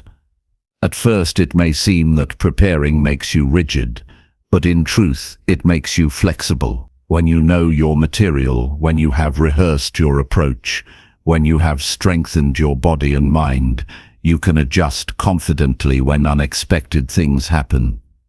The unprepared person panics when plans shift. The prepared person adapts because their foundation is solid. Certainty does not come from controlling everything, it comes from knowing you can handle whatever comes. If you look at professionals in any field, you will see preparation behind every great performance. Athletes train for hours before a single game. Musicians rehearse endlessly before stepping on stage. Pilots review checklists before every flight. They do not rely on chance, they rely on preparation. That same standard applies to your life. If you want to feel certain in important situations, prepare with the seriousness of someone who values the opportunity deeply. The truth is, preparation requires effort and discipline, and many avoid it because it feels inconvenient. But avoiding preparation costs you far more than the time you save. It costs you confidence, peace of mind, and often the very opportunities you hoped for. Those who prepare may feel the weight of discipline now, but they enjoy the freedom of certainty later. Those who neglect preparation may feel free now, but they face the burden of regret later. Which price would you rather pay? The habit of preparation also compounds. The more often you prepare, the more skilled you become at it. You develop systems, routines, and habits that make readiness easier each time. You learn how to manage your time, how to prioritize the essentials, and how to sharpen your focus. Over time, preparation becomes second nature, and certainty becomes part of who you are. You stop being surprised by challenges because you have trained yourself to always be ready. Preparation is one of the clearest expressions of self-respect. It says, I care enough about my life and my goals to give them my best effort. That level of care reflects back to you as self-confidence. When you walk into an important situation fully prepared, you do not need to fake confidence. You have earned it. You have built it step by step in the hours, days, and weeks beforehand, and no one can take that away from you, because it lives inside the work you already did. Remember, certainty is not magic. It is the result of discipline, foresight, and repeated effort. If you want to carry yourself with confidence in moments that matter, invest in preparation. Study more than you think you need to. Practice until the words flow naturally. Plan until the steps feel clear. Care for your body so your energy is strong. Handle the details so your mind is free. Do the work that others avoid, and you will walk into every situation with an advantage they cannot match. In every important moment of life, you have a choice. You can hope for the best, or you can prepare for it. One leaves you vulnerable to chance, the other gives you certainty. When you choose preparation, you are not only preparing for the event itself, you are preparing yourself for life. You are becoming the kind of person who faces challenges with assurance, who does not crumble under pressure, and who inspires confidence in everyone around them. That is the true reward of preparation. So make preparation your standard. Approach every important situation with respect, clarity, and effort. Build certainty not by waiting for it to appear, but by creating it through deliberate action. When the moment arrives, you will not be shaken. You will not hesitate. You will know in your heart and body that you are ready because you have earned the right to feel certain. That certainty will carry you forward, giving you the power to face any challenge with strength, courage, and unshakable confidence. Chapter 12. Gain strength by setting boundaries without guilt or fear. Real strength shows itself not in how much you endure, but in how clearly you define what you will and will not allow in your life. Too many people confuse kindness with weakness, thinking that saying yes to everything is the path to harmony, when in reality it often leads to resentment, exhaustion, and a loss of identity. Boundaries are not walls that shut people out. They are doors with locks that remind others and yourself that your time, energy, and emotional well-being matter. When you learn to set limits without apologizing for them, you begin to live from a place of dignity and inner strength. The guilt that so often follows boundaries is not a sign you are doing something wrong. It's simply evidence that you are unlearning years of conditioning that taught you to please everyone else before yourself. Imagine how different your life becomes the moment you confidently say no without rehearsing excuses or fearing the other person's reaction. That single act is not rejection. It's an affirmation of your values and priorities. You cannot grow into the person you want to become if your energy is constantly scattered in directions that do not serve you. Every time you enforce a boundary, you reclaim a piece of your power that you may have unconsciously given away. People respect those who respect themselves, and one of the clearest demonstrations of self-respect is knowing where your line is drawn and standing firmly by it. It takes courage to communicate boundaries directly, especially if you've been used to silence or compliance. At first, you may feel uncomfortable, even anxious, because confrontation never feels natural. But over time, this discomfort transforms into confidence, because you recognize that standing up for your needs is not selfish, it is necessary for your peace. Boundaries protect your mental health in the same way locks protect your home. Without them, anyone and anything can intrude, disrupting your focus and draining your strength. With them, you create space where respect and growth can thrive. Think about how many commitments you've taken on out of obligation rather than genuine desire. How many conversations have you endured that left you feeling small because you didn't want to appear rude by walking away? Each of those moments teaches you something vital. People will take as much as you allow. When you decide that your life deserves more intentionality, you stop granting unlimited access to your time and emotions. Instead, you begin filtering what aligns with your goals and values. This isn't arrogance, it's maturity. It's realizing that you can't give your best to the world if you are constantly drained by situations that do not serve you. Boundaries also strengthen relationships, not weaken them. When you clearly communicate what you can and cannot accept, others don't have to guess where they stand with you. This honesty eliminates confusion and resentment. True friends and genuine partners will not only understand your boundaries, but will appreciate them because it creates a foundation of trust. People may resist at first, especially if they were benefiting from your lack of boundaries, but in time, those who truly care about you will adjust, and those who cannot respect your limits will reveal themselves as people you are better off without. The real breakthrough happens when you release the guilt that so often shadows boundary setting. Many feel guilty because they associate saying no with letting others down. But guilt is misplaced here. You are not rejecting people, you are protecting your energy so that when you do say yes, it comes from a place of authenticity and joy, not from pressure. If you continue to carry guilt for protecting your well-being, ask yourself this: why should others be more comfortable with your sacrifices than you are with your peace? The answer is clear. You owe it to yourself to stand firm without apology. Fear is another obstacle that prevents boundaries from being set. Fear of rejection. fear of conflict, fear of losing approval. But understand this: people who withdraw their approval because you enforced a limit were never truly supporting you in the first place. Real connections are not built on constant compromise, they are built on mutual respect. Each time you face fear by calmly asserting your boundary, you grow stronger. Eventually, what once felt terrifying becomes second nature, and you look back wondering why you ever allowed fear to silence your needs. Start small, if you must.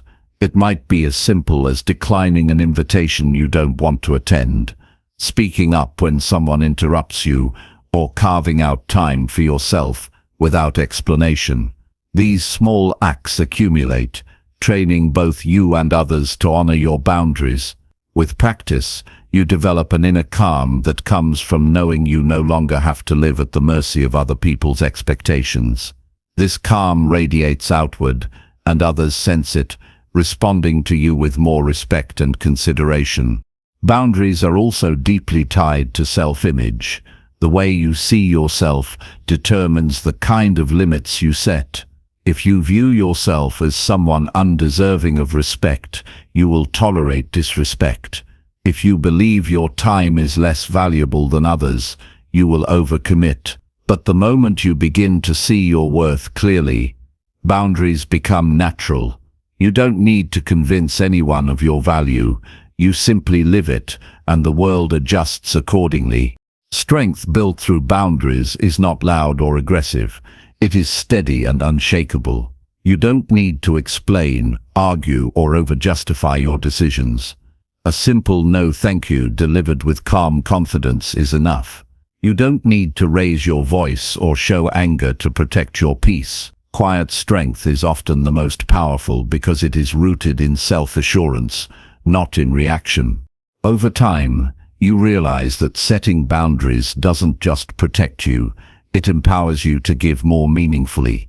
When you are not overwhelmed with obligations or resentments, you have more energy for the people and activities that truly matter. By guarding your time and energy, you are able to show up fully present where it counts.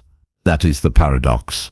Boundaries that seem restrictive at first actually expand your life because they remove what drains you and leave space for what uplifts you. The path to strength through boundaries is lifelong, but every decision you make reinforces it. Each time you say no without apology, you affirm your worth. Each time you hold firm in the face of pressure, you grow stronger, and each time you protect your peace, you inspire others to do the same. That is how strength is multiplied, not by domination, but by self-respect that sets a standard for the world to follow. When you reach the point where boundaries no longer carry guilt or fear, you enter a new stage of freedom. You no longer live under the weight of other people's expectations. You are no longer driven by the need to be accepted by everyone. You live with clarity, choosing deliberately what belongs in your life and what does not. That is true power, not control over others, but mastery over your own choices. And remember this: every strong person you admire, every leader, every role model, they all learned the art of boundaries. They knew their time was limited, their energy was precious, and their peace was worth protecting. If you want strength, learn from them. Say no when you must. Stand firm when tested. Live in alignment with your values. That is how you gain strength, by setting boundaries, without guilt, without fear, and without apology. Chapter 13.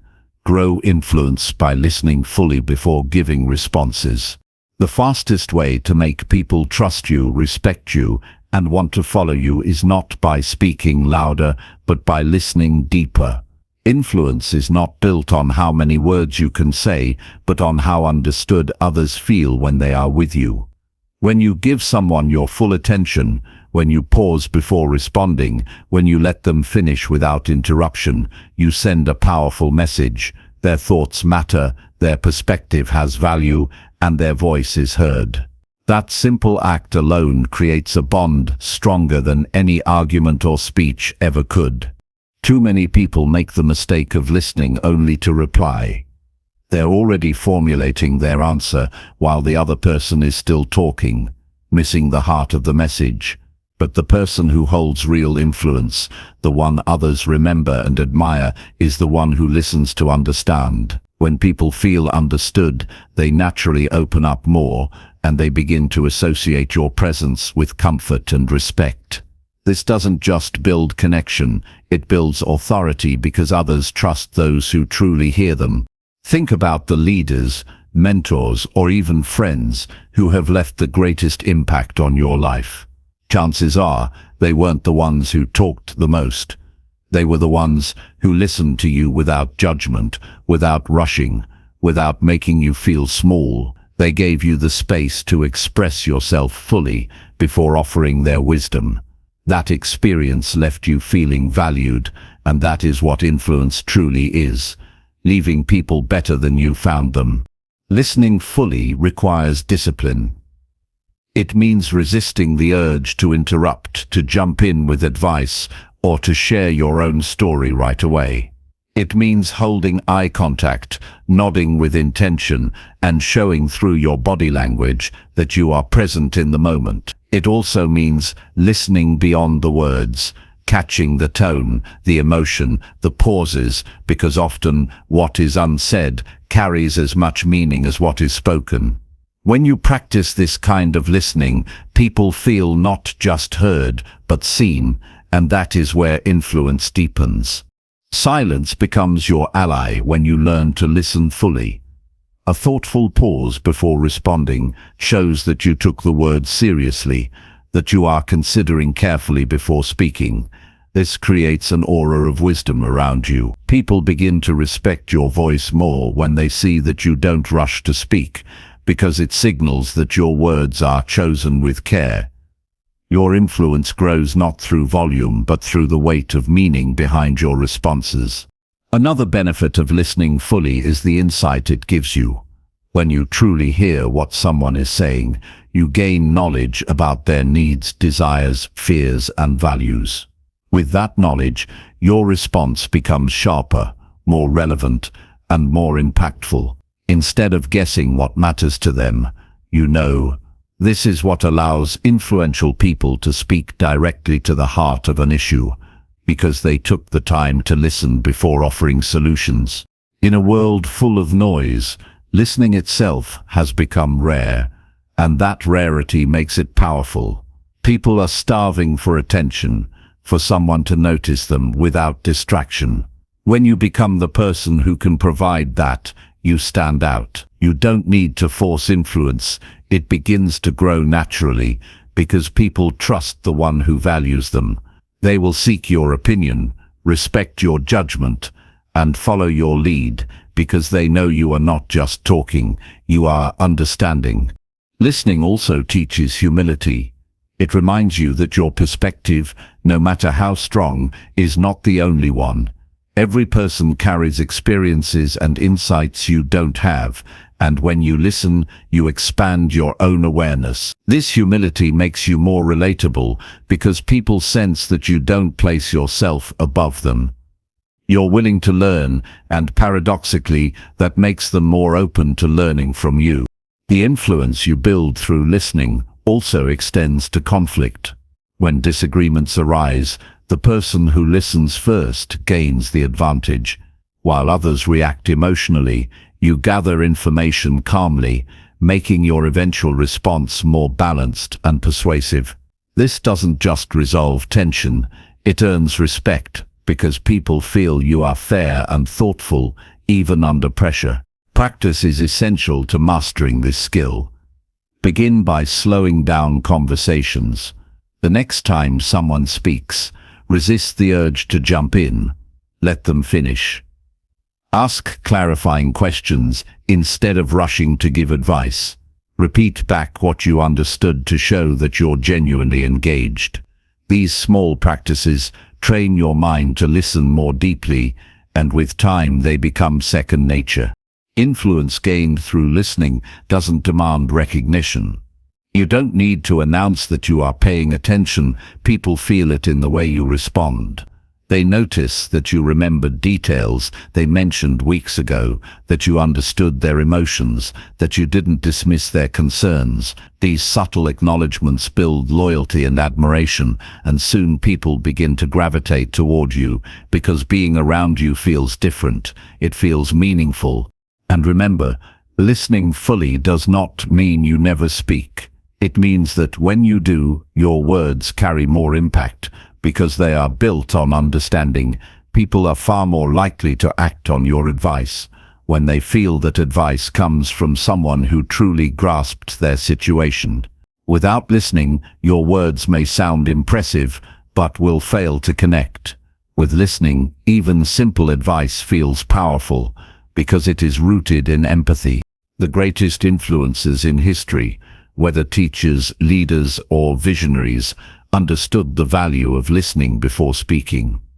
They built movements not by dominating conversations, but by first absorbing the needs of the people and then responding with clarity and conviction.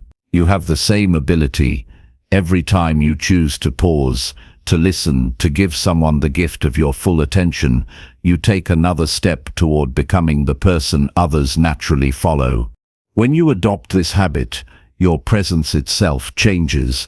People feel calmer around you, more willing to open up, more eager to seek your guidance. They may not even realize why they are drawn to you, but it is because you give them something rare. The experience of being heard.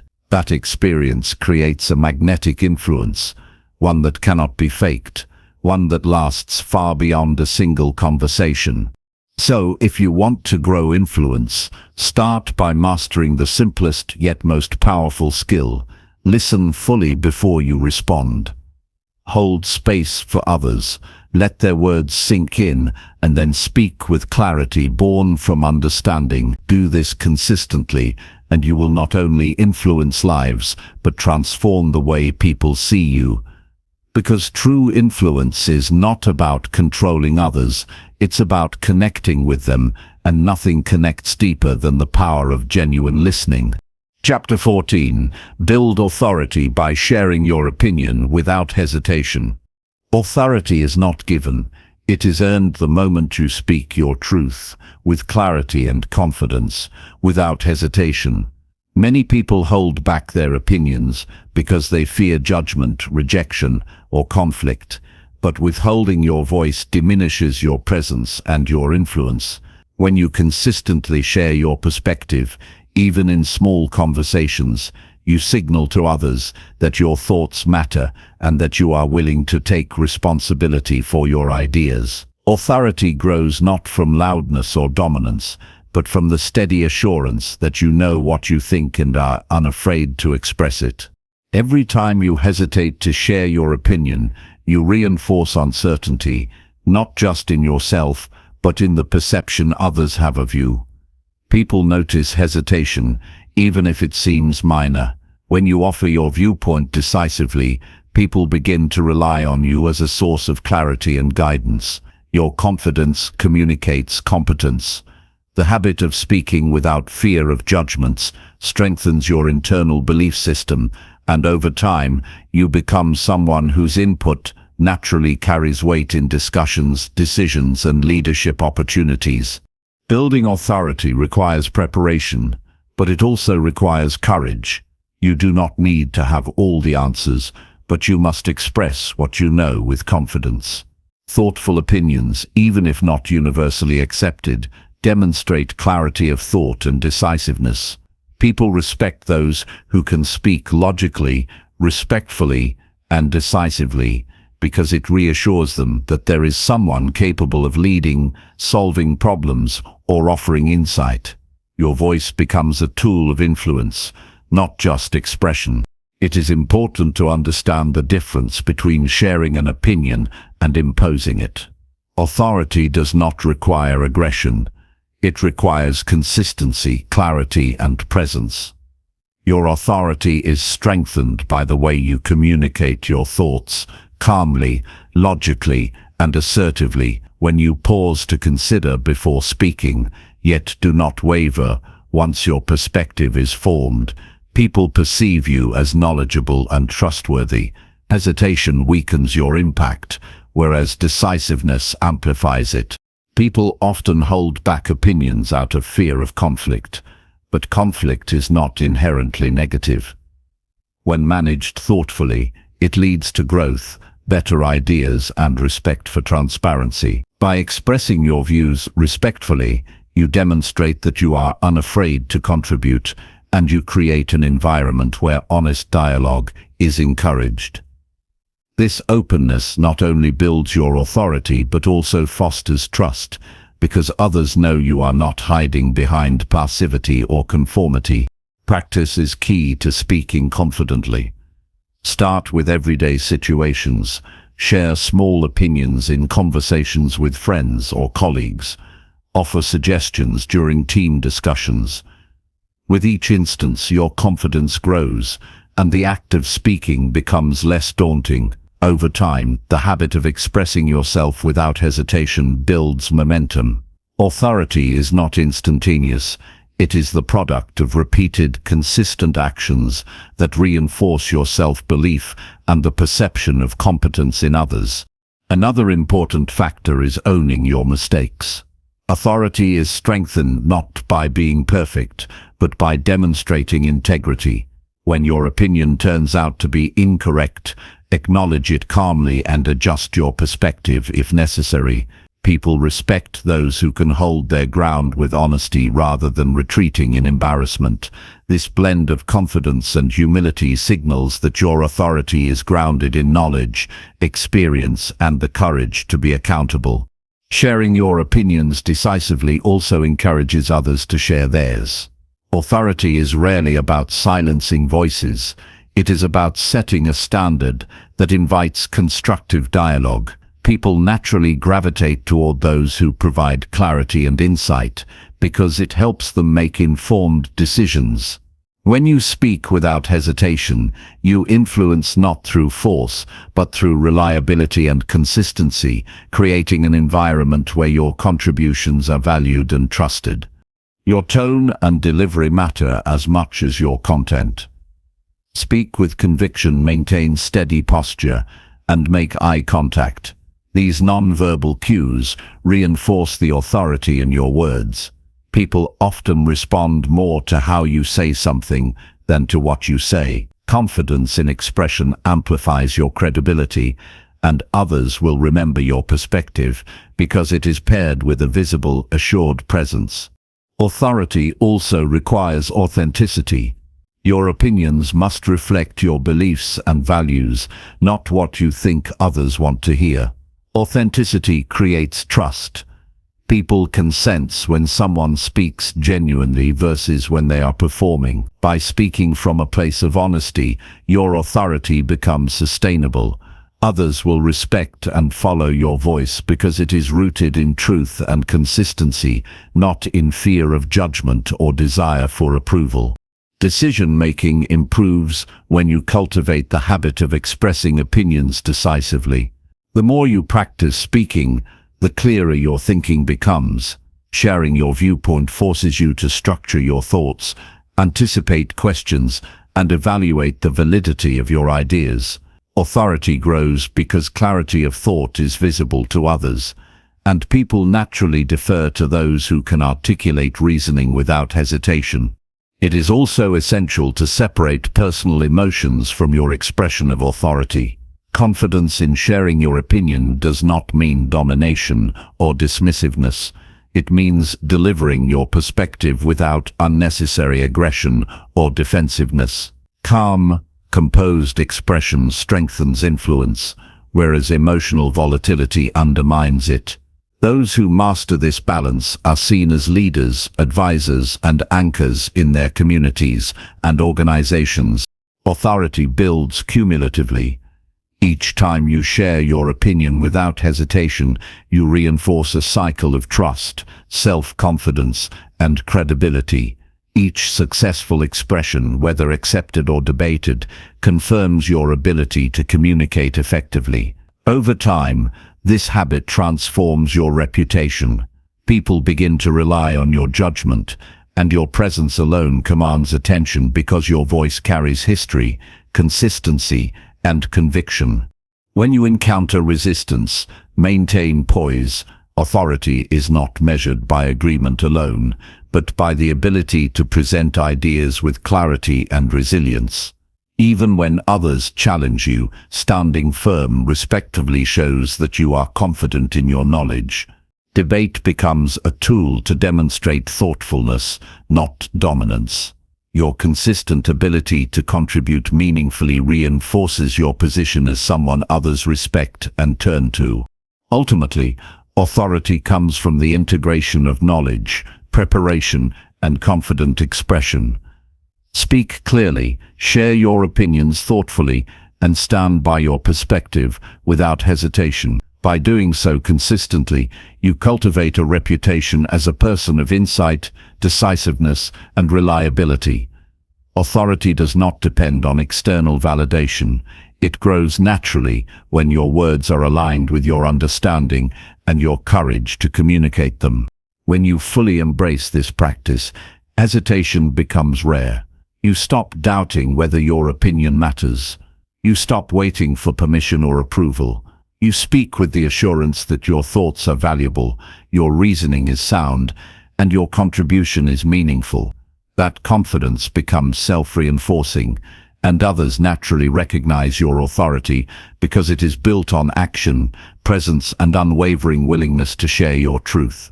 The power to influence, guide, and lead begins with a single choice: to express yourself without fear or hesitation. By committing to share your opinion decisively, thoughtfully, and authentically, you build authority that cannot be easily challenged.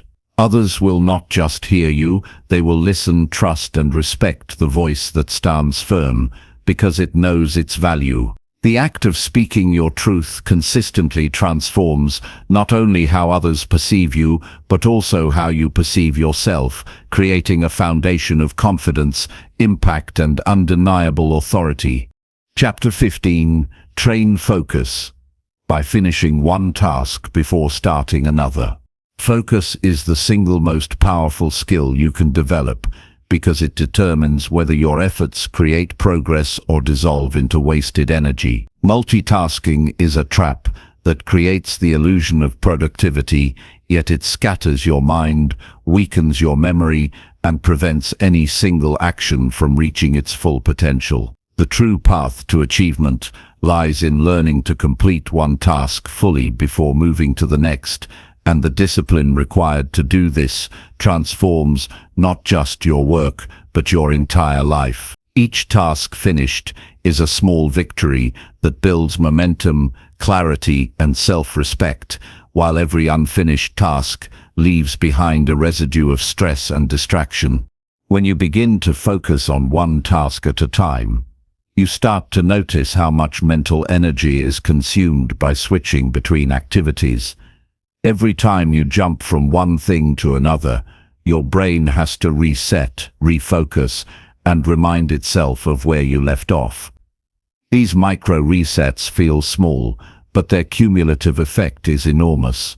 By choosing to complete one task fully, you conserve mental energy, enhance precision, and create a sense of control over your day. This is the essence of discipline, and discipline is the foundation of confidence. Start by identifying the most important task of the day, the one that will move your goals forward the most. Commit to working on it until it is done, free from distractions and interruptions. This might feel uncomfortable at first, especially if you are used to splitting attention among many things, but discomfort is part of growth. Focus is a muscle, and like any muscle, it grows stronger the more you exercise it deliberately. Completing a single task before moving on creates a rhythm of achievement where progress becomes tangible and motivating. Focus is amplified by environment. Remove distractions deliberately. Silence notifications, clear your workspace, and create conditions that allow your mind to fully engage with the task at hand. Small adjustments, such as organizing your tools, limiting open tabs, or setting a timer, reinforce the habit of sustained attention. The environment can either serve your focus or fragment it. Choosing the right conditions is part of mastering your mind. Breaking large tasks into smaller, manageable steps can also enhance your ability to focus. When you face a complex goal, it can be tempting to bounce between subtasks in search of quick wins. Instead, define clear steps, complete each one fully, and move sequentially. This approach prevents overwhelm and ensures that your energy is directed purposefully. Each completed step reinforces the habit of focus and strengthens your sense of capability. Finishing tasks cultivates a sense of accomplishment that feeds back into your motivation. Unfinished tasks create mental clutter and drain confidence because they are constant reminders of incomplete effort. Each task you complete, no matter how small, signals to your mind that you are capable, that your efforts produce results, and that you have control over your actions. This reinforces a positive cycle of productivity, discipline, and self-respect. Focus also improves decision-making. When you concentrate on a single task, your mind is not scattered across multiple problems simultaneously. You can assess situations more clearly, evaluate options more carefully, and respond with precision rather than haste. Your thinking becomes strategic rather than reactive, and your results become more reliable. By training your attention to stay anchored, you enhance your judgment and build authority in any endeavor. The discipline of finishing one task before starting another strengthens your ability to resist instant gratification. In a world that encourages constant switching for novelty or convenience, staying committed to a single task builds patience and resilience. You learn to tolerate discomfort, delay reward, and trust the process of steady progress. This inner strength transfers beyond tasks. It influences your habits, relationships, and goals, creating a life of intentional action rather than scattered reaction. Accountability reinforces focus. Track your tasks and their completion. Celebrate when you finish one fully before moving to the next. Over time, this habit creates confidence in your ability to manage time and energy effectively. Others begin to rely on you because you consistently follow through. Reliability is a direct product of focused execution, and the respect it generates is a form of authority in both personal and professional life. Focus is enhanced by mindfulness. Paying attention to your task in its entirety requires presence. When your mind wanders, gently bring it back without judgment. Observe your tendencies to distract yourself and correct them with deliberate awareness. Mindfulness and focus reinforce each other, strengthening your ability to work with precision and clarity. Each completed task then becomes evidence of your mastery over attention, reinforcing the belief that you can achieve what you set out to do. Another crucial aspect is pacing. Focus does not mean working endlessly without breaks. It means working deeply for sustained intervals, then resting strategically to maintain energy and clarity. Use techniques such as time blocking or the Pomodoro method to balance intensity with recovery. Deep work followed by deliberate rest ensures that each task is completed efficiently and without diminishing returns. Avoid the temptation to start many things because it feels productive. Real progress accumulates through completion. When you finish a project fully, you create results that can be built upon. Incomplete work creates loose ends that fragment energy and distract attention. The habit of completing one task before beginning another builds confidence in your abilities because you can see tangible evidence of your discipline and effectiveness. Focus also builds self-trust. Every time you follow through on a commitment to complete a task, you reinforce the belief that you can rely on yourself. This is essential for developing confidence, reducing anxiety, and creating momentum in all areas of life. Each completed task is a proof point that your effort matters, that your discipline produces results, and that you are capable of managing your responsibilities with integrity. Distractions will inevitably arise. The key is not to eliminate them entirely, but to strengthen your ability to return to the task immediately.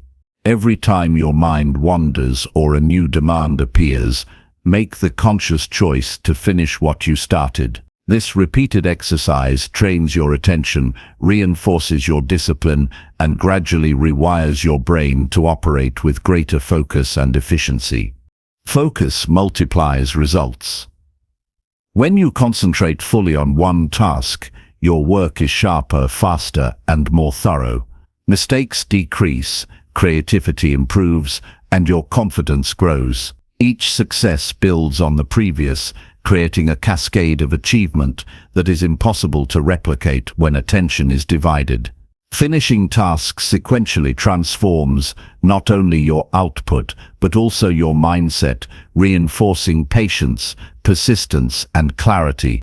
Over time, the habit of completing tasks sequentially transforms your life. Goals that once felt overwhelming become attainable. Deadlines become manageable. Stress diminishes because your attention is no longer scattered.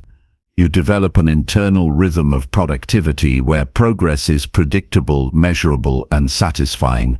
Focus ceases to be a chore. It becomes a defining strength that influences every area of your life. To fully harness the power of focus, commit today to finish what you start. Choose one important task, work on it with complete attention, and see it through to the end before moving on. Observe the difference in your energy, clarity, and confidence. Make this a non-negotiable habit, and you will notice that your capacity for achievement, discipline, and success grows exponentially. Completing one task before starting another is not just a productivity technique. It is a declaration that your mind, your time, and your efforts belong to you, and when managed wisely, they create unstoppable momentum. The practice of focus is not merely about work. It is about shaping your life with intention. Each finished task represents a choice to honor your priorities and respect your own energy.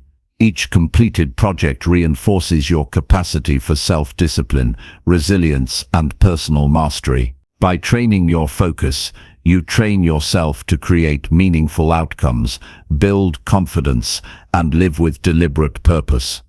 Completing one task before beginning another is the pathway to excellence, clarity, and enduring success.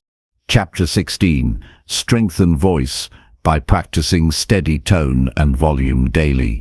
Your voice is one of the most powerful tools you possess because it communicates confidence, authority, and clarity long before words are fully processed. A steady, controlled tone captures attention, commands respect, and conveys certainty, while a shaky or inconsistent voice can undermine your presence even if your ideas are strong. Strengthening your voice is not about speaking louder, it is about speaking deliberately, maintaining consistent volume, and projecting calm authority. Every word you speak carries weight when delivered with control, and this skill transforms not only your conversations, but the way others perceive and respond to you.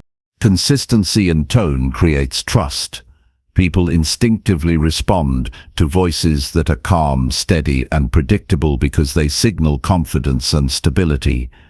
When you practice controlling your tone daily, you remove nervous fluctuations that can distract listeners or reduce credibility. A controlled voice allows your ideas to shine because attention is directed at your content rather than being distracted by your delivery. This control must be cultivated deliberately, just like any other skill, through repetition and focused practice.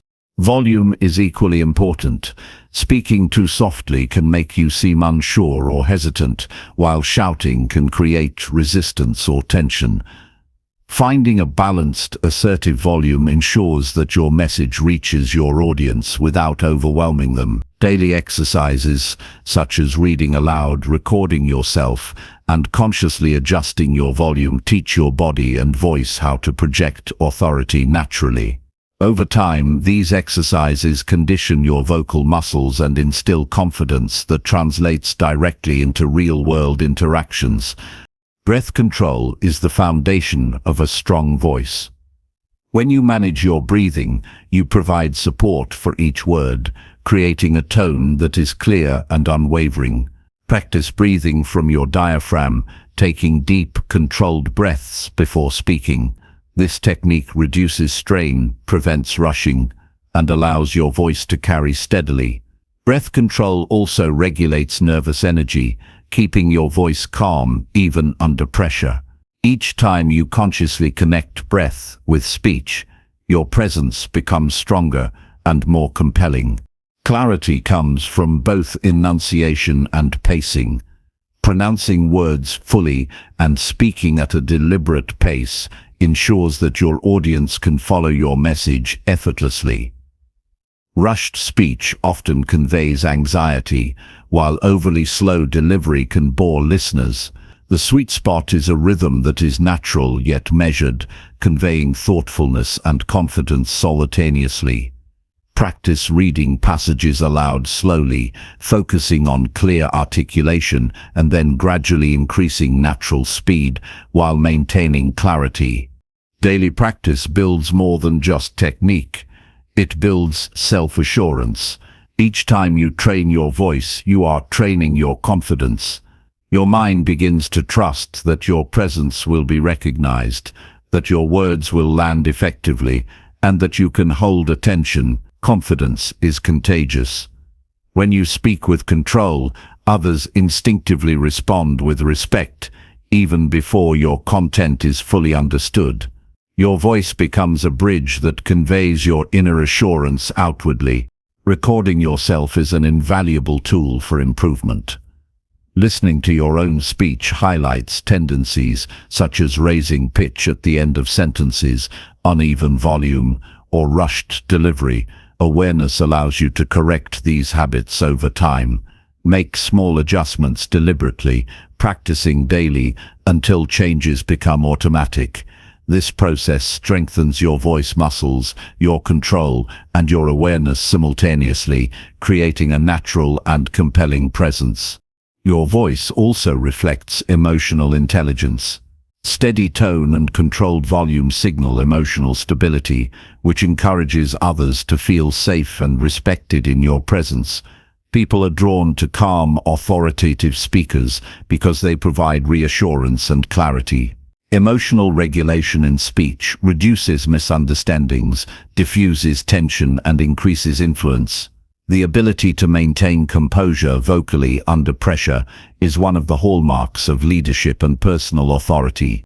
Consistency requires persistence. Some days your voice may feel strained or weaker than usual.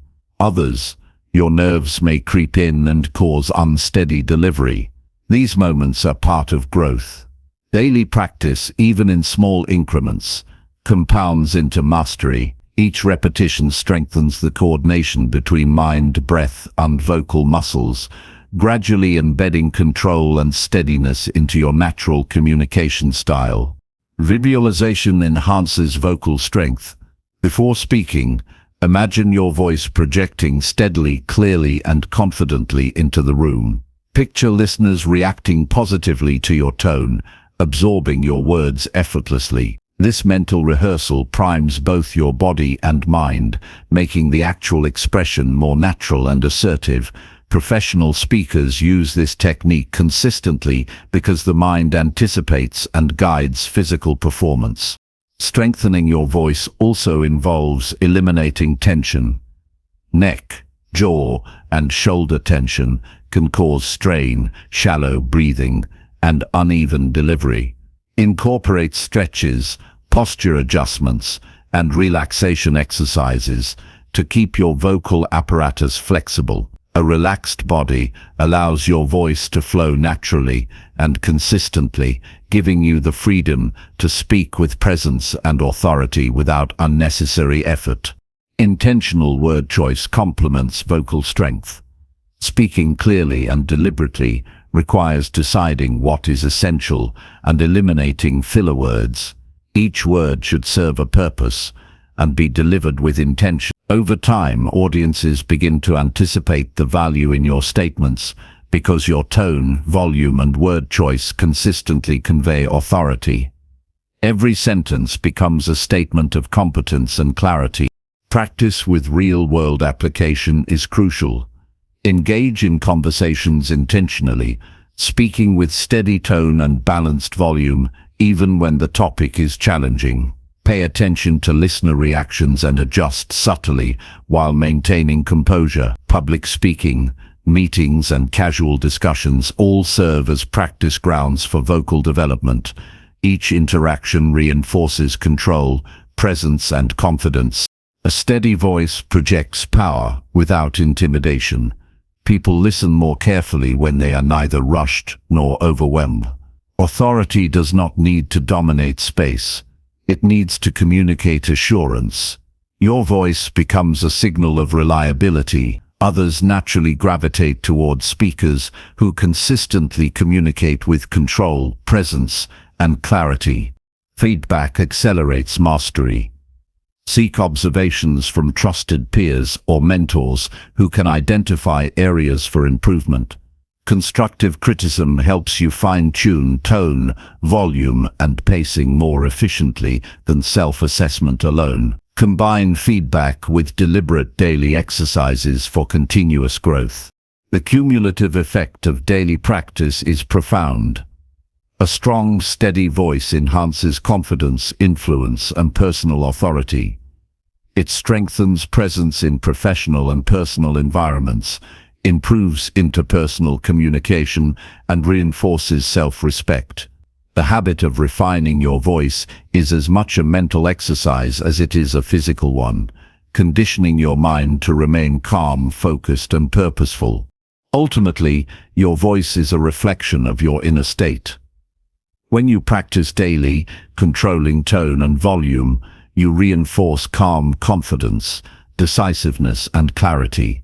This skill becomes a cornerstone of personal power, shaping the way others perceive you and the way you perceive yourself. Mastery of your voice transforms communication from mere words into a tool of influence, authority, and lasting presence.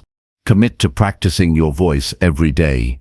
Read aloud with intention, speak to small audiences, observe, adjust, and repeat. Each session builds not only technical skill, but also inner confidence. Over time, your voice will naturally carry steadiness, strength, and authority, becoming an extension of the self-assured, focused, and disciplined person you are cultivating. Mastery of your voice is mastery of influence, presence, and personal impact. Chapter 17. Expand courage by speaking up in small group settings. Courage is built in the small moments when you choose to speak up, despite discomfort, hesitation, or fear, and each time you do, you reinforce the belief that your voice matters. Speaking in small group settings is one of the most effective ways to cultivate confidence because it provides a safe space to test your ideas, assert your presence, and develop the habit of expressing yourself without relying on anonymity. Many shy or reserved individuals underestimate the power of incremental action, yet consistent practice in modest environments creates profound internal shifts that ripple outward into all areas of life. Starting in small groups allows you to focus on clarity rather than volume, on substance rather than performance. You can concentrate on forming concise, meaningful statements, observing reactions, and adjusting delivery. These intimate settings reduce pressure while still offering valuable feedback. Every time you contribute, you signal to yourself that your thoughts are valuable, and you begin to notice the respect and attention your input receives. Courage grows when repeated actions replace the habit of self-doubt. Preparation enhances courage. Before engaging, consider the points you wish to make and the questions you anticipate. Clarity in your own mind reduces the fear of being misunderstood or judged. This preparation does not require memorizing a speech, but rather developing confidence in your understanding and perspective. When you speak with purpose, hesitation diminishes and your words carry weight naturally. Active observation is another crucial component. Listen carefully to others before speaking. Understand the flow of conversation and identify opportunities where your perspective adds value. Courage is amplified when your contributions are thoughtful rather than impulsive, and when they respond meaningfully to the group dynamic. Speaking up becomes an act of service, offering clarity, insight, or a different viewpoint rather than simply filling silence. Start with small, low-risk contributions. Asking a question, clarifying a point, or expressing agreement in your own words is a form of practice that builds momentum. These small actions accumulate and reduce the psychological barrier to more substantial contributions. Each successful interaction reinforces your sense of competence and makes future engagement easier. Courage is cultivated through repetition, not through sudden leaps. Physical presence supports vocal courage. Maintain upright posture, steady eye contact, and open body language. These subtle signals reinforce your internal sense of confidence and communicate to others that you are engaged and ready to contribute. When your body exudes assurance, your voice naturally follows, and the fear of speaking diminishes because your physical stance aligns with your intention. Facing fear directly accelerates growth. Recognize that nervousness is a natural response to risk, not a signal to retreat. Courage is not the absence of fear, but the decision to act in spite of it. By stepping into conversations when anxiety is present, you rewire your response to challenge, demonstrating to yourself repeatedly that discomfort is temporary and manageable. Each instance of pushing forward strengthens resilience and self-trust. Reflection deepens the learning process. After speaking, review what went well and where improvement is possible. Celebrate small victories, such as expressing an idea clearly or maintaining composure. Analyze moments of hesitation and plan strategies for next time. This deliberate reflection transforms each experience into a lesson, ensuring that courage expands with intentionality rather than leaving progress to chance. Feedback from others is invaluable. Seek perspectives from trusted peers on your clarity, tone, and impact. Constructive guidance helps refine your approach and removes uncertainty about how your contributions are received. Engaging with feedback demonstrates that courage is not reckless. It is informed and deliberate. Your confidence grows because you are continuously calibrating your actions to maximize effectiveness while maintaining authenticity. Gradual escalation strengthens courage.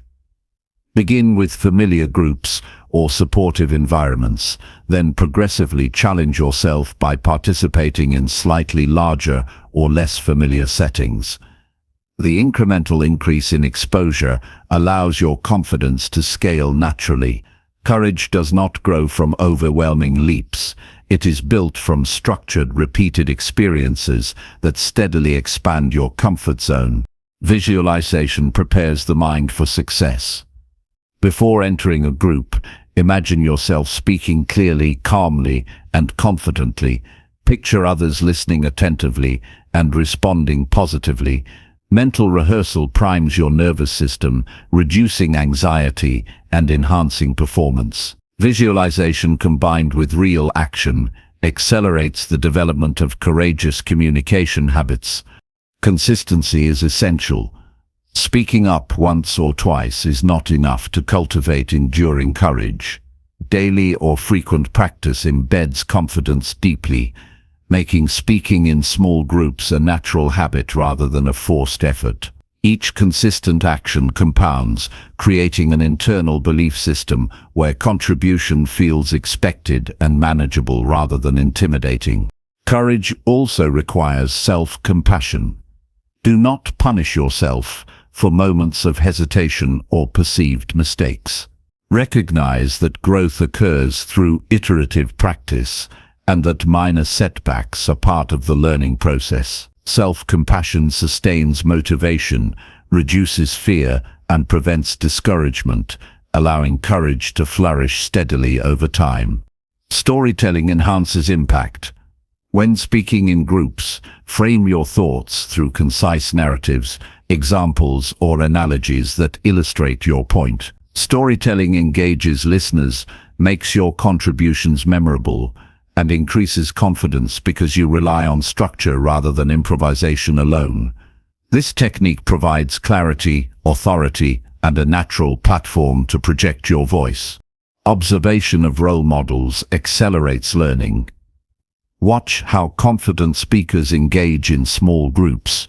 Note their timing, tone, body language, and approach to expressing disagreement or insight. Model these behaviors consciously, adapting them to your personality rather than imitating them exactly.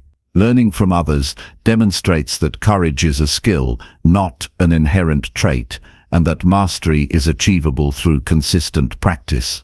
Accountability strengthens commitment. Set personal goals for group participation, such as contributing at least once in each meeting or sharing a particular insight. Track progress and reward consistent action. Accountability transforms courage from abstract intention into tangible, measurable behavior, reinforcing the habit of active participation. Mindset shapes courage. View every small group interaction as an opportunity to learn and grow rather than a test of worthiness. This reframing reduces pressure, allowing you to focus on contribution rather than perfection. Courage is sustainable when it is rooted in purpose, not ego or fear. Active listening amplifies your influence. Courageous contributions are most effective when informed by attentive observation. Responding thoughtfully to what others say demonstrates engagement, builds credibility, and ensures that your voice adds value rather than interrupting. Listening first enhances the impact of speaking, reinforcing both confidence and respect within the group. The habit of speaking up in small groups expands to larger contexts.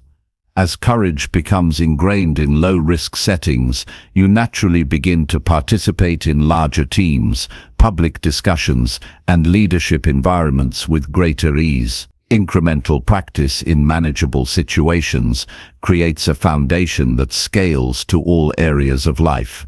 Ultimately, courage is a muscle that grows with intentional action. Speaking up in small group settings teaches you that your voice matters, your thoughts are valuable, and your presence is impactful. Each contribution, no matter how minor it may seem, strengthens self-trust, clarity, and confidence. Over time, the repeated practice of expressing yourself deliberately transforms hesitation into natural assertiveness and fear into decent courage, creating a foundation for personal growth, influence, and meaningful connection. Chapter 18. Build mastery by repeating skills until they feel natural.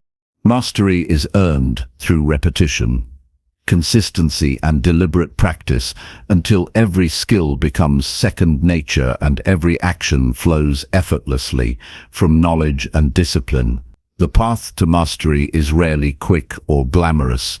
It demands focus, patience, and a willingness to repeat actions that may feel tedious or challenging at first.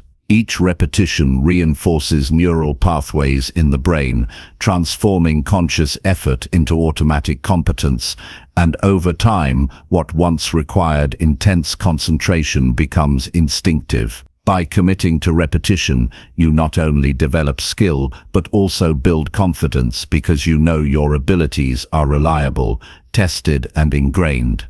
Every skill, whether speaking with confidence, maintaining steady eye contact, or articulating thoughts clearly, requires continuous engagement to truly master. Starting is often easy, but sustaining progress requires intentional practice. Set aside dedicated time each day to focus on a specific skill. Break it down into manageable steps and repeat them with full attention, observing areas for improvement. Mastery is built on consistent, measured effort rather than sporadic bursts of enthusiasm. Deliberate repetition is more than mindless practice. It involves awareness and adjustment. Each time you perform a skill, notice where it feels awkward, what causes hesitation, and what produces fluid execution. Correct mistakes immediately, refine your approach, and repeat. This process embeds efficiency and precision into your actions. Mastery emerges not from perfection in a single attempt, but from continual refinement over time. Repetition builds confidence because it removes uncertainty. When a skill is familiar through countless repetitions, you act without hesitation, speak without doubt, and move without fear of error. Confidence and competence reinforce each other. As your skill becomes automatic, your mental energy is freed to focus on higher-level thinking, creativity, and strategic application rather than basic execution. This synergy transforms performance into excellence. Consistency is the cornerstone of mastery. Daily engagement, even in small increments, produces compounded results. Practicing a skill once a week is far less effective than engaging with it in focused daily sessions. Small, deliberate repetitions accumulate, gradually transforming initial discomfort into ease and initial effort into instinct. The act of returning to a skill repeatedly strengthens both your ability and your commitment to personal growth. Feedback accelerates mastery. Seek input from mentors, peers, or personal observation to identify blind spots and areas for improvement. Honest feedback ensures that repetition produces correct patterns rather than reinforcing errors. When paired with intentional practice, feedback creates a cycle of continuous refinement where every repetition moves you closer to automatic competence. Visualization supports repeated practice. Before performing a skill, imagine yourself executing it flawlessly. Picture the nuances of movement, tone, or expression. Mental rehearsal strengthens neural pathways, making physical repetition more effective. The combination of mental and physical repetition accelerates mastery, creating alignment between intent and action. Repetition also builds resilience. The act of doing something repeatedly exposes weaknesses, challenges comfort zones, and reveals limitations. Facing these realities through practice teaches perseverance. Each repetition, even when imperfect, strengthens patience and determination. Mastery is not simply the acquisition of skill, but the cultivation of endurance and mental toughness required to maintain excellence over time. Chunking skills into smaller components enhances repetition. Focus on one element at a time, repeat it until automatic, then integrate it with other elements. This method ensures that every component of a skill is solid before combining them, reducing overwhelm and increasing precision. Gradually, the integrated whole becomes fluid and natural, reflecting true mastery. Tracking progress reinforces consistency.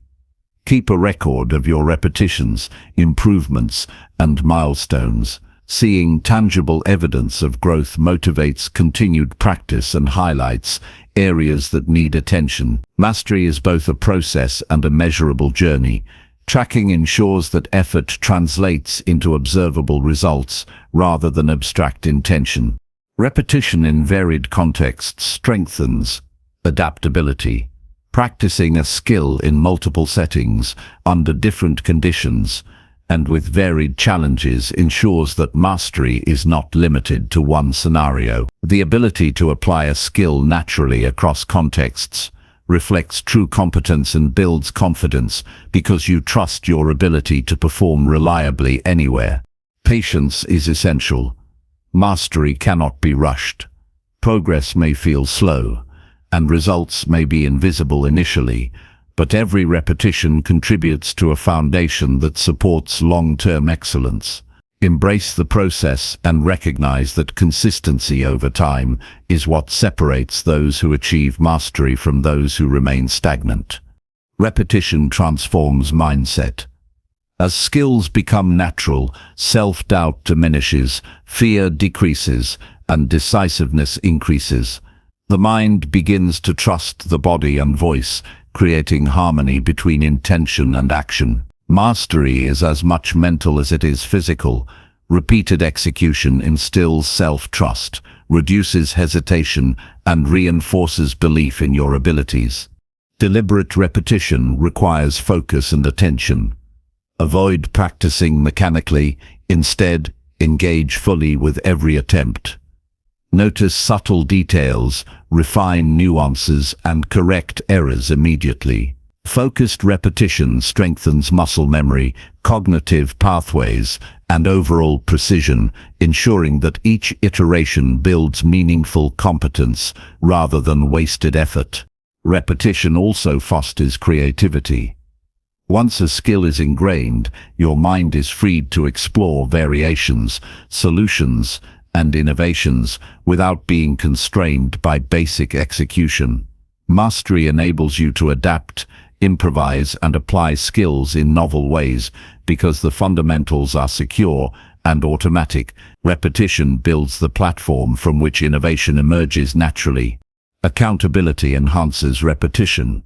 Commit to a practice schedule, share your goals with a mentor, or track progress publicly. Accountability ensures consistency, reinforces discipline, and reduces the temptation to skip repetitions. When repeated practice becomes a responsibility, not just a choice, mastery accelerates. Mastery requires embracing imperfection in the learning phase. Early repetitions are often flawed, and mistakes are essential for growth. Each error provides insight into what needs refinement, and repeated correction builds deeper competence. Over time, the accumulation of lessons learned through repetition produces fluidity, control, and natural execution. The principle of overlearning solidifies mastery. Once a skill feels comfortable, continue practicing beyond the point of initial proficiency. Overlearning ensures that performance remains reliable under pressure, stress, or distraction. It transforms competence into instinct, allowing confident application without conscious thought. Repetition builds not only skill but also mental discipline. Committing to repeated practice fosters habits of persistence, attention to detail, and deliberate action. This discipline transfers beyond the skill itself, influencing productivity, focus, and effectiveness in all areas of life. Mastery is a reflection of both ability and the consistent effort invested to cultivate it. Ultimately, mastery is achieved when repeated effort transforms conscious effort into automatic excellence. Each repetition strengthens neural pathways, builds confidence, and reinforces self-trust. Skills no longer require hesitation or doubt. They become tools you can rely on under any circumstances. Through deliberate, consistent, and attentive repetition, every action evolves into natural competence, empowering you to act with authority, precision, and unwavering confidence in every aspect of life. Chapter 19. Grow confidence by celebrating small wins every single day. Confidence grows not in leaps but in the accumulation of small daily victories that remind you of your capability and reinforce self-belief. Every action, no matter how minor it may seem, contributes to a larger sense of competence and resilience. Celebrating these wins is not about arrogance or exaggeration. It is about acknowledgement, reflection, and conscious reinforcement of progress. Each day presents countless opportunities to succeed, to act decisively, and to honor your effort, and recognizing these moments lays a foundation for enduring confidence. Start by observing your day intentionally. Notice the tasks you complete, the challenges you face, and the small actions that move you closer to your goals. Even a brief accomplishment, such as completing a conversation you feared or finishing a task you postponed, deserves recognition. This practice shifts focus from shortcomings to achievements, rewiring your mind to notice progress rather than dwelling on perceived failure. Acknowledgement fuels motivation. When you pause to celebrate a small win, your brain releases positive reinforcement that strengthens the habit of action. Confidence is built in part by this neurological reward loop. Each recognition of achievement, no matter the scale, reminds you that effort produces results. Over time, these small reinforcements accumulate into a resilient belief in your own competence. Reflection deepens the impact of small wins. Take a moment to examine what you did, how you approached it, and what allowed you to succeed. Understanding the process that led to achievement teaches you that your confidence is earned through intention and effort, not random luck. This awareness empowers you to replicate strategies that work, creating a compounding effect on your self-assurance. Tracking wins visually reinforces progress. Maintain a journal, checklist, or digital record of your daily achievements. Writing down successes makes them tangible and creates a growing archive of competence to revisit during moments of self-doubt. Seeing accumulated evidence of consistent effort and accomplishment strengthens self-perception and reinforces the reality that you are capable, persistent, and effective. Celebrating wins strengthens identity. Each acknowledgement reinforces the belief that you are someone who acts, persists, and succeeds. Confidence is not just a momentary feeling, but a consistent perception of self. By consciously marking achievements, you solidify the identity of a capable, proactive individual who can face challenges with poise and determination. Celebrate effort, not just outcomes. Some days the result may be less than ideal, yet the courage to try, the discipline to act, and the focus applied deserve recognition. Confidence is cultivated by valuing process as much as product. Each attempt, each step taken despite hesitation, is a building block in the architecture of self-assurance. Recognizing effort reinforces resilience and encourages persistent action, even in the face of uncertainty. Small wins create momentum. Confidence is a dynamic, self-reinforcing force.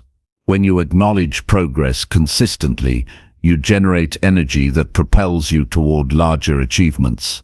Each minor success becomes a stepping stone, making the next challenge feel more approachable. Momentum builds not only skill but also the internal expectation of success, which reduces fear and hesitation in future endeavors. Sharing achievements can amplify impact. Discussing small wins with a supportive friend, mentor, or group strengthens accountability and allows others to validate your progress. External recognition enhances internal belief. When others acknowledge your effort and success, it reinforces the message that your actions have value and that your competence is evident beyond your own perception. Visualization of small wins further reinforces confidence. Before starting a task, imagine yourself executing it successfully. Picture completing steps smoothly, managing challenges effectively, and achieving measurable progress. Mental rehearsal primes your mind and body for success, increasing the likelihood of real-world accomplishment. Each visualization combined with action reinforces the belief that you are capable and prepared. Consistency in celebrating small wins is key. Make it a daily habit to identify at least one achievement each day, no matter how small. This practice shifts your attention toward progress and away from self-criticism, creating a persistent pattern of positive reinforcement. Over weeks and months, these daily acknowledgements compound into a stable, enduring sense of self-assurance. Gratitude enhances the process. Recognize not only your achievements, but also the resources, support, and skills that made them possible. Gratitude deepens awareness of your capacity to influence outcomes and strengthens the perception that you are capable of continued success. Combining acknowledgement with appreciation creates a holistic approach to confidence that is both empowering and sustainable.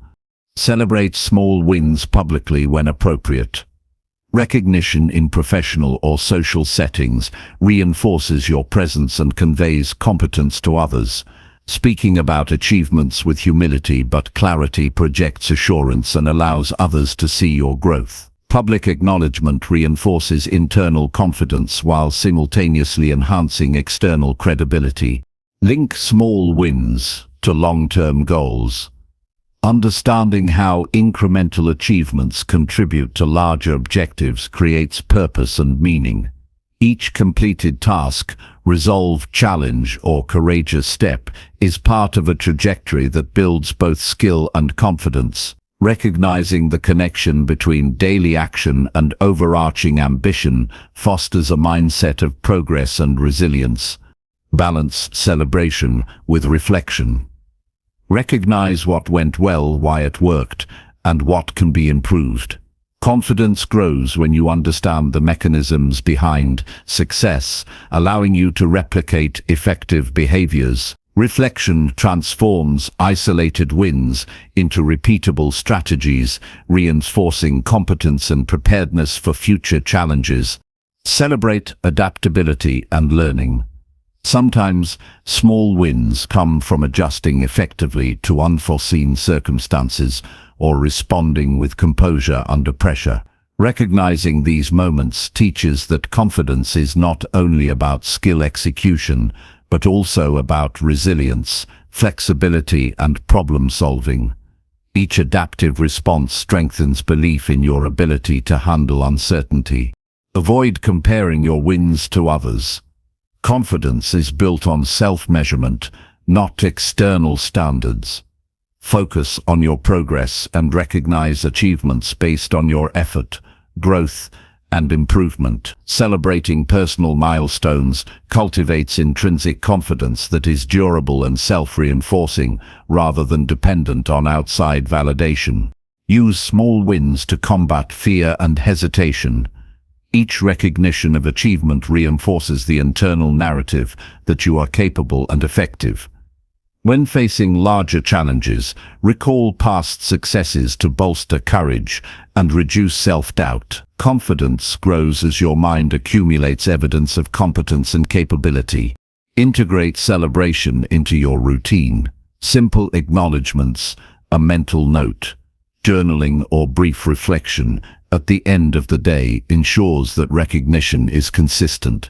Daily reinforcement creates a positive feedback loop where effort naturally breeds confidence. Over time, this routine shifts your perception of self from uncertain or hesitant to capable and empowered. Ultimately, growing confidence through small wins is about creating a pattern of recognition, reinforcement, and intentional reflection. Each small victory, consistently acknowledged, compounds into a profound sense of self-assurance. Confidence becomes a natural response to action, effort, and achievement, and daily celebration transforms ordinary moments into a lifelong habit of belief in your own ability, competence, and power to succeed. Chapter 20. Lead yourself by taking action before waiting for approval. Leadership begins with yourself, and true power is claimed the moment you act decisively without waiting for validation from anyone else. Every opportunity to take initiative is a chance to define your direction, to assert control over your life, and to demonstrate that your choices matter more than external approval. Waiting for permission creates dependency and delay, while immediate action cultivates autonomy, resilience, and self-trust. Leading yourself is not about recklessness, but about recognizing responsibility and seizing the moment to shape outcomes through deliberate effort. Action transforms intention into reality. Planning without execution is inertia disguised as preparation. The act of moving forward, even imperfectly, communicates commitment to your goals and reinforces internal confidence. Each step you take independently, without seeking validation, builds momentum and proves to yourself that you are capable of creating change. Leadership begins in the small decisions you make daily, from following through on personal commitments to choosing tasks that stretch your ability and resolve. Clarity of purpose fuels self-leadership. Understand why your actions matter and what outcomes you are aiming for. When purpose is clear, hesitation diminishes because your direction is anchored in intention rather than fear of judgment. Define your goals precisely, prioritize tasks that move you forward, and act with conviction. Acting decisively in alignment with purpose strengthens confidence and demonstrates to yourself that you can rely on your judgment. Self-accountability is central to leading yourself. Track progress, measure results, and take responsibility for both successes and setbacks. When you own your decisions, you cultivate integrity and reinforce your ability to act independently. Leadership of self is grounded in trust. Trust that you will follow through, adapt when necessary, and adjust strategies without needing constant external guidance. Every completed action reinforces this internal reliability. Start small but act consistently. Leadership is built through habitual initiative, not grand gestures. Each day presents countless moments to act first, solve problems, and make decisions without waiting for confirmation. Completing small tasks autonomously trains your mind and body to respond decisively, establishing a pattern of self-directed action that grows stronger over time. Momentum is created when repetition of independent action becomes a default mode of operation. Fear of judgment is the greatest barrier to self-leadership. Recognize that hesitation often comes from concern about what others might think rather than the validity of your own judgment. Courage is acting despite uncertainty and the potential for criticism. By choosing action over approval, you cultivate the mental resilience to navigate risk, develop confidence in your decisions, and reduce the power of external opinion over your choices. Preparation enhances independent action. Assess situations, gather necessary information, and plan strategically, but do not allow perfect preparation to become a reason to delay. Action taken with thoughtful readiness is more effective than waiting indefinitely for approval. Each decision you make on your own reinforces competence and builds a foundation for larger initiatives. The combination of preparation and decisive execution creates momentum that cannot be replicated by passive waiting. Prioritize initiative over consensus. Waiting for agreement from others slows progress and diminishes personal authority. Leaders, even at a personal level, understand that the ability to act decisively outweighs universal validation. By choosing to move forward independently, you demonstrate confidence, reliability, and clarity of purpose. This habit strengthens both your internal conviction and the perception of competence from others. Action is the antidote to self-doubt. Each time you take initiative, you reinforce your ability to produce results without reliance on external approval. Momentum compounds as decisions lead to tangible outcomes, which then generate evidence of your effectiveness. Confidence grows as repeated independent action proves that you can shape your circumstances, influence outcomes, and lead your own life effectively. Decision-making becomes easier with practice. Leading yourself requires choosing a course of action and committing to it.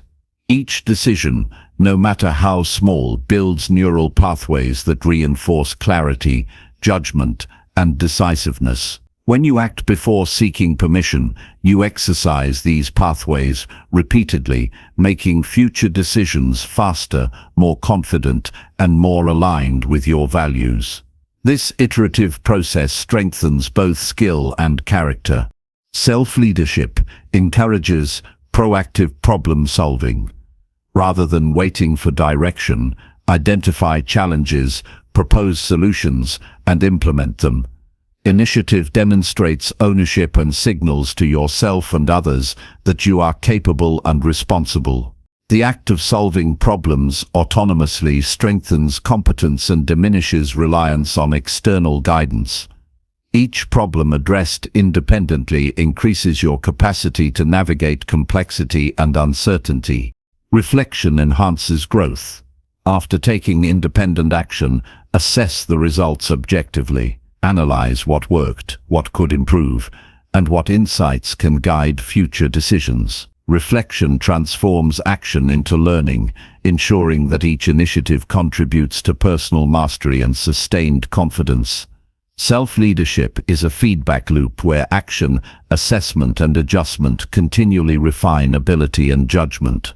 Lead yourself through commitment to personal standards. Set high expectations for your own performance and behavior, and act in alignment with them regardless of external approval. By holding yourself accountable to your own criteria, you reinforce integrity, consistency, and self-respect. Leading yourself requires adherence to these standards, even when no one else is watching, and doing so strengthens internal authority and autonomy. Embrace calculated risk. Acting without approval may involve uncertainty, but risk is inherent in growth. Evaluate options, consider consequences, and make informed choices confidently. Each time you step forward, despite uncertainty, you expand your capacity to act decisively, adapt to challenges, and trust your judgment. Courage and self-leadership are inseparable. The more you act independently, the more fearless and capable you become. Consistency in independent action compounds results. Repeatedly taking initiative strengthens habits, builds competence, and demonstrates reliability to yourself. Leadership of self is sustained through continuous practice, where decisions, follow through, and accountability become ingrained patterns. Over time, consistent action produces momentum, transforming the ability to lead yourself from effortful practice into instinctive behavior. Focus on solutions rather than permission. Waiting for approval often leads to stagnation and distraction from progress. Leaders prioritize action and results, identifying obstacles and addressing them proactively. By training your mind to seek solutions rather than validation, you reinforce decisiveness, adaptability, and confidence.